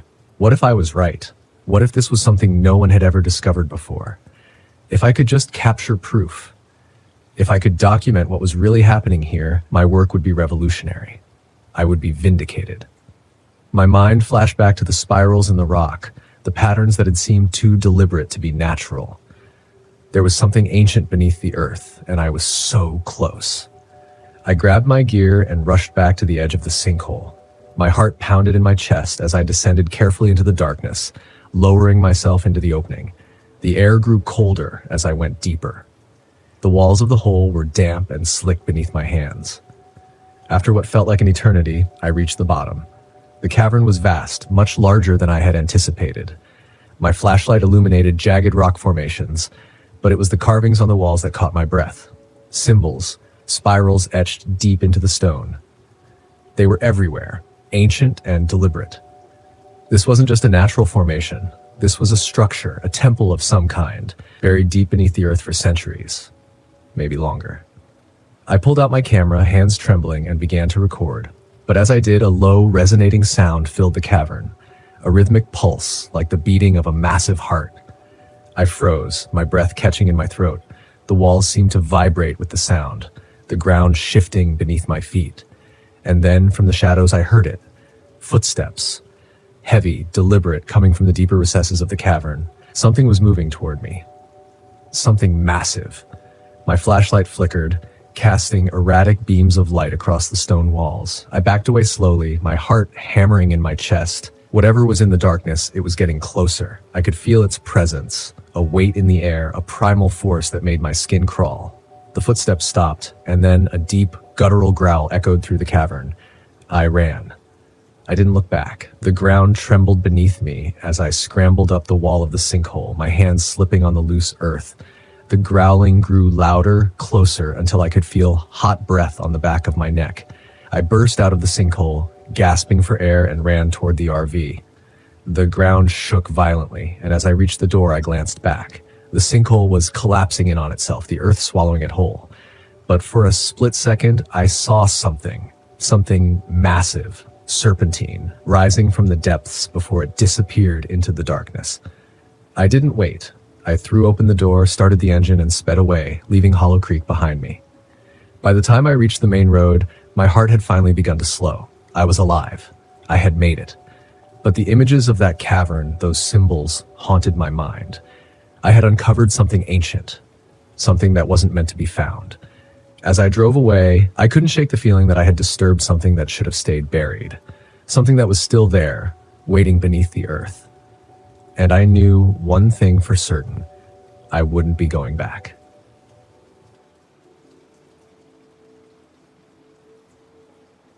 I thought a week alone in the Apache Sitgreaves National Forest would be the perfect way to clear my head after everything that had happened. The divorce, leaving the military, and that nagging feeling I'd wasted years of my life. I figured some isolation would help me reset, so I packed up my RV, grabbed my gear, and drove deep into the heart of the forest. I should have known better when I first pulled into the campsite. I felt that familiar sense of calm I used to get on deployment, a kind of satisfaction that comes with being prepared for whatever the wilderness might throw at me. The Apache Sitgreaves is a vast, rugged place, and this far in, you don't see many other campers. That's why I picked it. No people, no distractions, just the forest, my RV, and my thoughts. I set up camp quickly, parking the RV at the edge of a tree line, overlooking a deep ravine. The view was incredible. The trees spread out like a sea of green with the sun dipping low, casting long shadows over the land. I spent the first day hiking, snapping a few photos of the landscape, and trying to relax. By nightfall, the temperature dropped sharply, but I welcomed the cold. It felt like the world was trying to numb me, erase the pain I'd been carrying since Rachel left. I lit a small fire, sat by it, and let the quiet settle in. That's what I wanted after all, but the silence felt different out here. It wasn't peaceful, it was watchful. The first night passed uneventfully, but something woke me around 3 a.m. I sat bolt upright, listening. There it was again, a sound just outside the RV. It wasn't the usual rustle of wildlife or the distant call of an owl. No, this was different. Slow, deliberate footsteps. At first I thought maybe another camper had wandered into my area, but when I peered through the window, all I saw was blackness, the dense trees illuminated only by the faint moonlight. I grabbed my flashlight and stepped outside.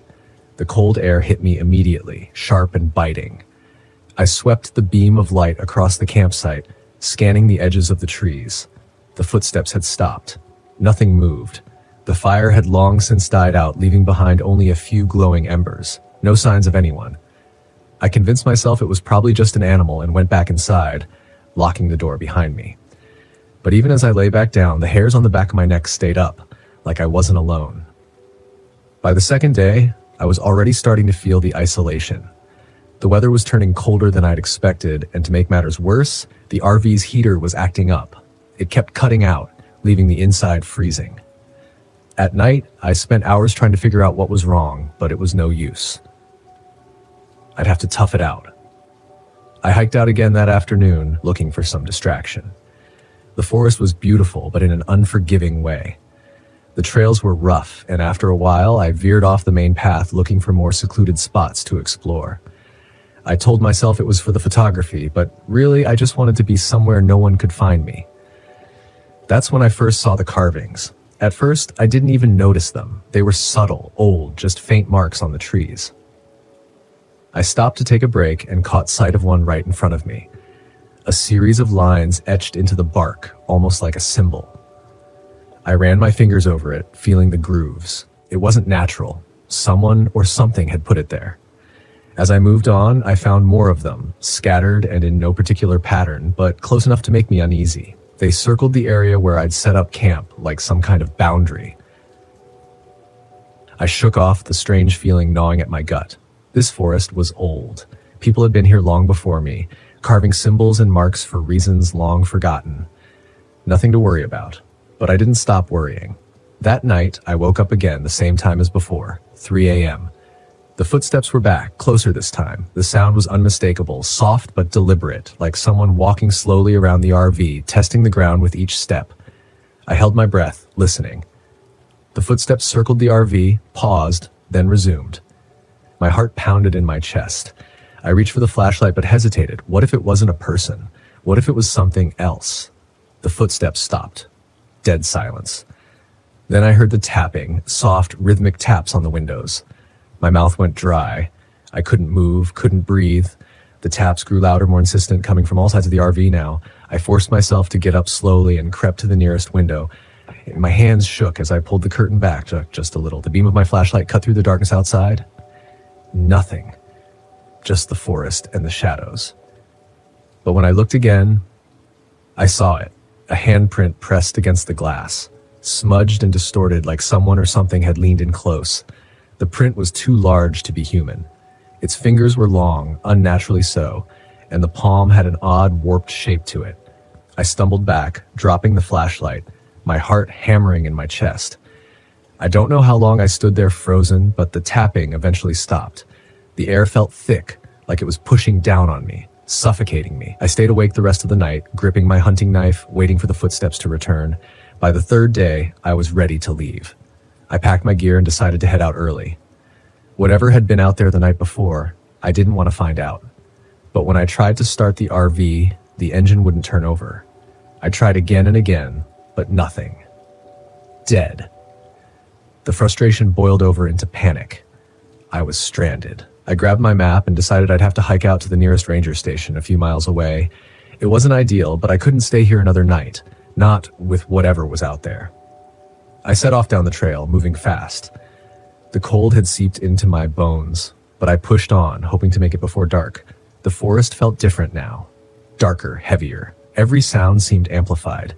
Every shadow hiding something just out of sight. And the feeling of being watched, it never went away. About halfway to the station, I heard it again. Footsteps that weren't my own. I stopped, listening.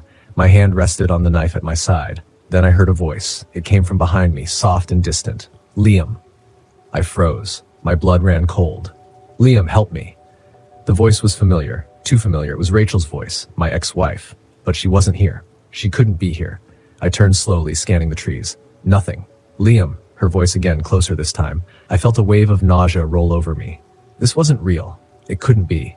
My mind was playing tricks on me.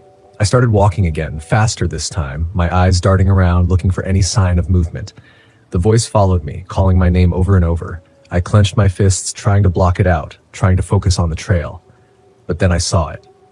Standing in the middle of the path, not 20 feet ahead. The figure was tall, too tall to be human. Its limbs were long and thin, draped in tattered rags that seemed to shift in the wind. Its face? There was no face, just a void, a swirling mass of darkness where its features should have been. Its eyes, though, its eyes were glowing, bright yellow, like two embers burning in the night. I stumbled back, my heart racing. The thing didn't move, it just stood there, watching me, waiting. I fumbled for my knife, holding it out in front of me, though I knew it wouldn't do any good. My mind raced, trying to make sense of what I was seeing, but there was no sense to it. This thing wasn't human. It wasn't natural. The Watcher. Something from old Apache legends, stories I'd heard long ago, was real. And it had found me. The thing took a step forward and I turned and ran. I didn't care where I was going anymore. I just needed to get away. I don't remember much of the run. It was a blur of trees and shadows, the forest closing in on me as I tore through the underbrush, branches clawing at my clothes. The Watcher's eyes burned into my back. Somehow I made it to the ranger station. I don't know how, but when I stumbled into the clearing and saw the small building, I nearly collapsed in relief. I burst through the door, breathless and shaking. The ranger inside looked up, startled, but I couldn't form the words to explain what had happened. I didn't need to. When I finally caught my breath, I told him everything. The footsteps, the handprints, the thing in the forest. He didn't believe me, of course. Why would he? He checked my RV later, saw the scratches and the smudged handprint, but still shrugged it off. Probably just a bear, he said. But I know better. As I sit here now writing this down, I can still feel it. The Watcher's eyes on me. It's waiting, watching, and it'll follow me no matter where I go. Some things you can't outrun.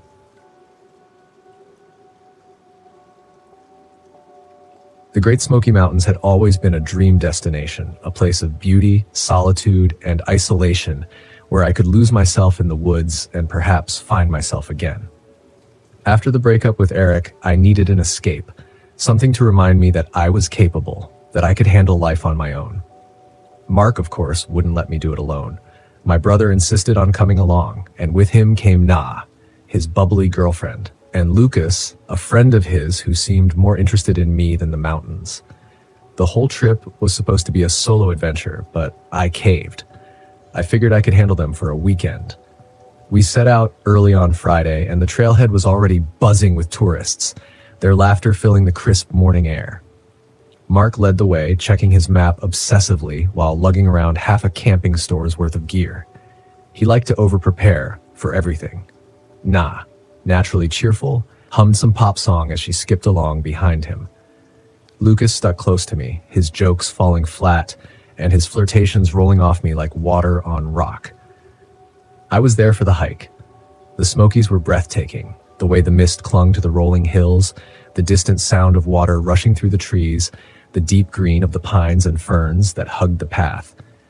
If I could just let myself melt into that wilderness, I thought, I might forget the reason I came here in the first place. But that sense of peace didn't last long. By the time we reached the more remote trail where we planned to camp, the crowds had thinned out. It was just us, and I was grateful for the quiet, at least at first. But as the sun began to dip behind the mountains, a strange heaviness settled over the forest. The cheerful calls of birds disappeared, replaced by an eerie stillness.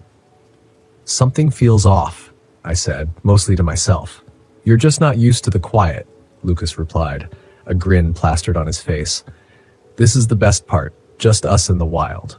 I nodded but couldn't shake the sensation. As we set up camp, Mark was his usual methodical self, making sure the tents were positioned perfectly and ensuring the fire pit was well constructed. Meanwhile, Lucas's tent wouldn't stay upright. The poles sagged despite his best efforts. Na laughed at his struggle, but I could sense the rising frustration. You didn't exactly bring a 5-star hotel, huh? She teased. I didn't blame her for laughing. Lucas's tent was a joke, but when the wind picked up later that night, it was less funny. The flimsy thing shook and collapsed in on him. Halfway through dinner, Mark offered to help him fix it, but Lucas waved him off. I'll manage, he muttered, clearly embarrassed. I felt a twinge of guilt, but the night was closing in fast, and we all needed rest. We sat around the fire, the woods around us thick with shadows. The Smokies, which had seemed so beautiful just hours earlier, now felt ominous. We were miles from the nearest ranger station out of cell service, with nothing but trees and mountains for company. And then, just as we were beginning to relax, we heard it. A distant scream. It was high-pitched, echoing through the valley. It wasn't human, but it wasn't quite animal either. The sound made my skin crawl. Cougar, Mark said, but he didn't sound convinced. Yeah, right, Lucas scoffed, throwing another log on the fire. That's the Wampus cat. He grinned, as if he just cracked some hilarious joke, but no one laughed. I hadn't grown up around here, but I knew enough about Appalachian folklore to recognize the name. The Wampus cat was the stuff of campfire stories, half woman, half beast, cursed to stalk the woods and hunt down anyone who ventured too far from civilization. Don't joke about that, Na said, her voice wavering. People say they've seen it. Mark, ever the pragmatist, rolled his eyes. It's just a legend. Probably an owl or something. But as the night wore on, I couldn't shake the feeling that we were being watched. The fire cast long shadows, and every crack of a twig in the distance made my heart skip. I wrapped my arms around my knees, trying to focus on the warmth of the fire and Na's cheerful chatter, but the unease settled deep into my bones. When I went to bed that night, I couldn't sleep. Every rustle of leaves outside my tent sounded too close. I kept thinking about that scream and the way it had seemed to echo from all directions. Eventually, exhaustion took over, and I drifted into a restless sleep. The next day, the tension between us started to show. Mark was irritable, frustrated that we weren't sticking to his planned itinerary. Na tried to keep the mood light, but her jokes felt forced. Lucas was quieter than usual, as though the previous night's collapse of his tent had deflated his bravado. It didn't help that the wildlife we encountered seemed wrong. Deer stood unnaturally still, watching us with glassy eyes. We came across a black bear in the distance, and instead of lumbering away as they usually do, it stood on its hind legs, staring at us for far too long. I didn't mention it to the others, but I noticed that every time we passed an animal, it was facing us, not the other way around. They're just curious, Mark said when I finally pointed it out, but I wasn't so sure. By the time we made it back to camp that evening, a low fog had settled in around the trees, shrouding everything in a thick, wet blanket. My unease from the night before returned, stronger than ever.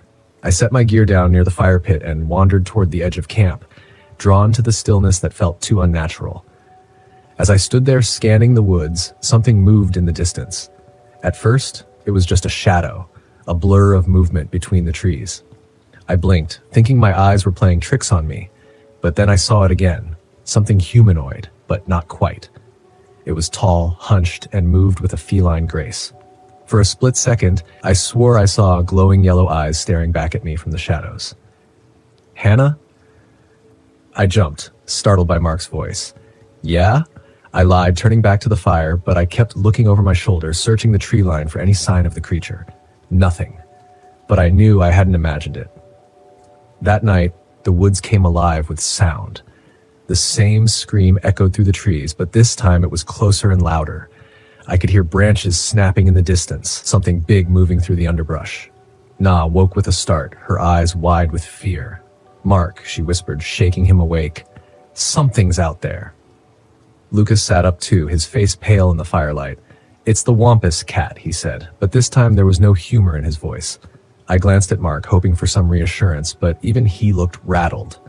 We need to stay together, Mark said, his voice low and steady. Whatever it is, it's probably just curious. Curious. Let's not provoke it. But as the night wore on, the sounds grew closer, branches breaking, heavy footsteps circling our camp. I gripped the camping knife I kept in my pack, my hands slick with sweat. The fire crackled weakly, its light barely piercing the thick fog that had rolled in again. And then it attacked. It happened so fast. One minute, we were huddled around the fire, and the next, something lunged from the shadows, knocking Lucas off his feet. He screamed, scrambling to get away, but the creature, whatever it was, slashed at him with claws I could barely see. Blood sprayed across the campsite, dark and viscous in the firelight. "Run!" Mark shouted, grabbing Na and pulling her toward the trail, but I couldn't move. I was frozen, staring at the thing that attacked Lucas. It was like nothing I'd ever seen, half human, half mountain lion, its eyes glowing yellow as it crouched over him, growling low in its throat. "Hannah!" Mark yelled again, and that snapped me out of it. I ran.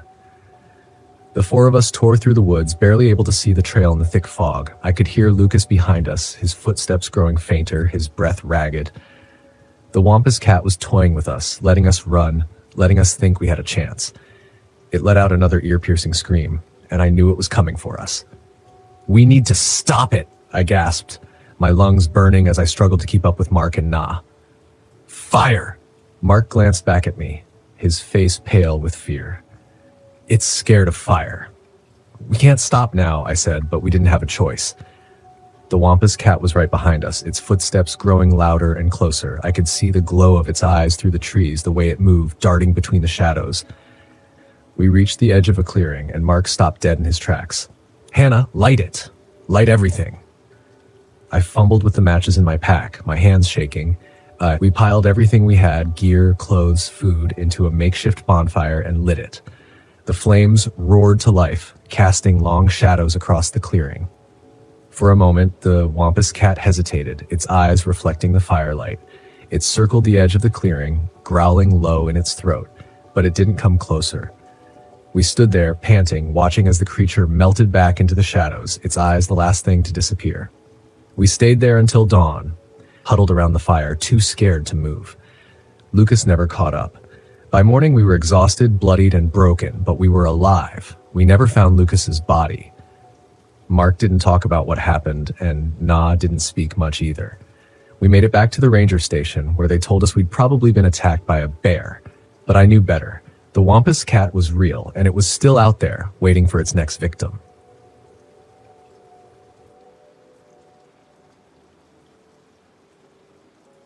I hadn't planned on staying at Stillwater Grove. The campground wasn't even marked on my map, just a small patch of green near the edge of Shawnee National Forest. But as I drove down the empty forest road, I saw the sign. Old, weathered wood with the words Stillwater Grove Campground carved into it. It felt like an invitation, one I couldn't resist. I'd been on the road for weeks, photographing wildlife for a personal project I'd picked up after quitting my job. The last few months had been a blur of long drives, lonely campsites, and an overwhelming need to be anywhere but back in the city. I didn't miss my corporate job or my ex. What I did miss was the feeling that I knew what the hell I was doing with my life. Stillwater Grove seemed perfect, quiet, isolated, and right by the lake. It would give me the break I needed, some peace before heading back into the real world.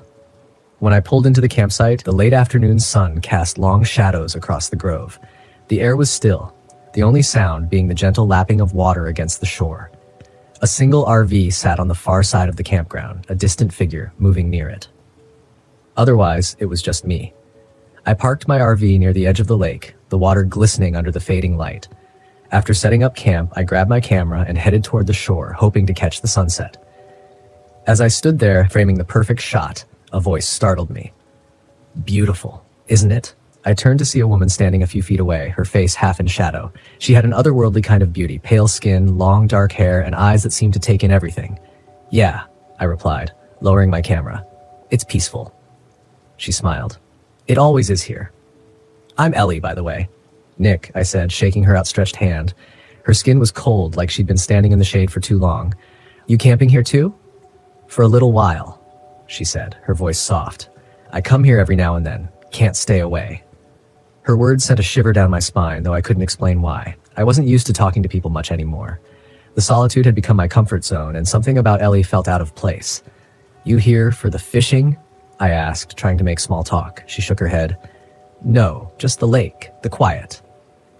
We stood in silence for a moment, watching the sun sink behind the trees. The sky turned shades of pink and orange, the water reflecting the colors like a mirror.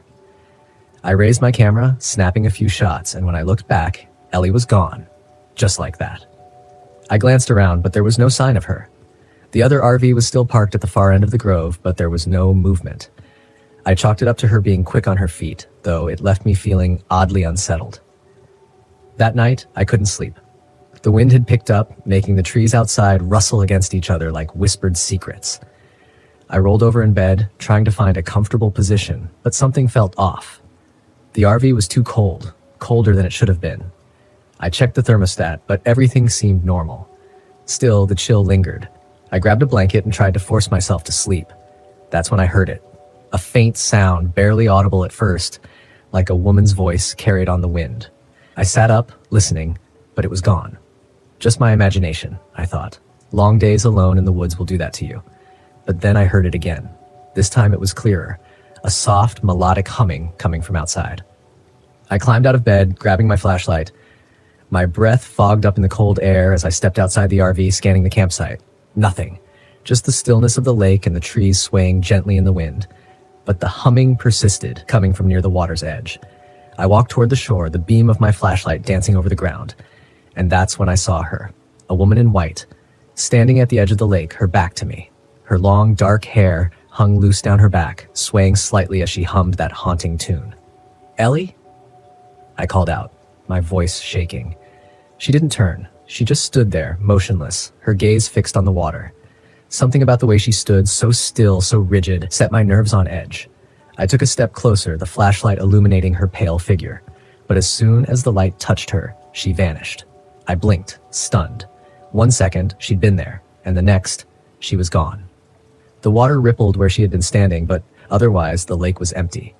I backed away, my heart pounding in my chest. What the hell was that? I hurried back to the RV, locking the door behind me. My breath came in quick, shallow gasps. My hands were shaking. I didn't believe in ghosts or supernatural nonsense, but what I'd seen, it wasn't right. I had seen her, I knew I had. I spent the rest of the night wide awake, staring at the ceiling and trying to rationalize what had happened. But no matter how hard I tried, I couldn't shake the image of that woman standing by the lake. The next morning, I found Ellie near the grove, sitting by a small campfire. She smiled when she saw me, though her smile didn't quite reach her eyes. "Rough night?" she asked, as if she already knew. "Yeah," I said, sitting down across from her. "I saw something last night, a woman by the lake. I thought it was you, but she wasn't there when you got close." Ellie finished, her voice calm, too calm. "The Lady of Stillwater." "The what?" I asked, feeling a chill run through me. Ellie looked at me, her eyes dark and hollow. "She's been here for a long time, longer than the campground, longer than the trees. She drowned in the lake, or so the story goes. Some say she was waiting for someone. Her lover, I think, but he never showed." I stared at her, my stomach twisting. "You're telling me she's a ghost?" Ellie shrugged. "Call it what you want, but she's real, and now that you've seen her, she won't let you go." I laughed, though it came out shaky. "That's insane." "Is it?" Ellie asked, her gaze locking onto mine. "You saw her. You know she's real." I opened my mouth to argue, but the words died in my throat. I had seen her, and it hadn't been a trick of the light or my imagination. Something had been there. Something that shouldn't have been. "What does she want?" I asked quietly. Ellie's eyes flicked toward the lake. "She wants what she's always wanted, to take someone with her into the water." That night, the sounds started again. At first, it was the soft humming drifting through the night air, then the splashing, gentle, rhythmic, like someone wading through the water. I lay in bed, my heart racing, my body tense. I didn't want to go outside. I didn't want to see her again. But the pull was stronger this time. A strange compulsion tugged at me, drawing me toward the lake. I tried to fight it, to stay in the RV, but my legs moved on their own, carrying me outside into the cold night air. The lake was calm, reflecting the pale moonlight. And there she was, standing in the water, her white dress billowing around her as if moved by an unseen current. "Come to me," she whispered, her voice soft but clear. "Please, come." I took a step forward, my body moving against my will. The water lapped at my shoes, and I could feel the cold seeping into my skin. "Come with me," she said again, her voice almost pleading now. "I've waited so long." I fought to resist, to break free from whatever force was drawing me in, but my feet kept moving, the water now up to my knees, freezing cold. I could feel the pull of the lake, the weight of the water dragging me down. Suddenly, a hand grabbed my arm, yanking me back with such force that I stumbled onto the shore. Ellie stood beside me, her face pale, her grip strong. You have to leave, she said, her voice urgent now, before it's too late. I looked back at the lake, but the woman was gone. The water was still, as if nothing had happened. What the hell is happening? I gasped, my breath coming in shallow bursts. Ellie's expression was grim.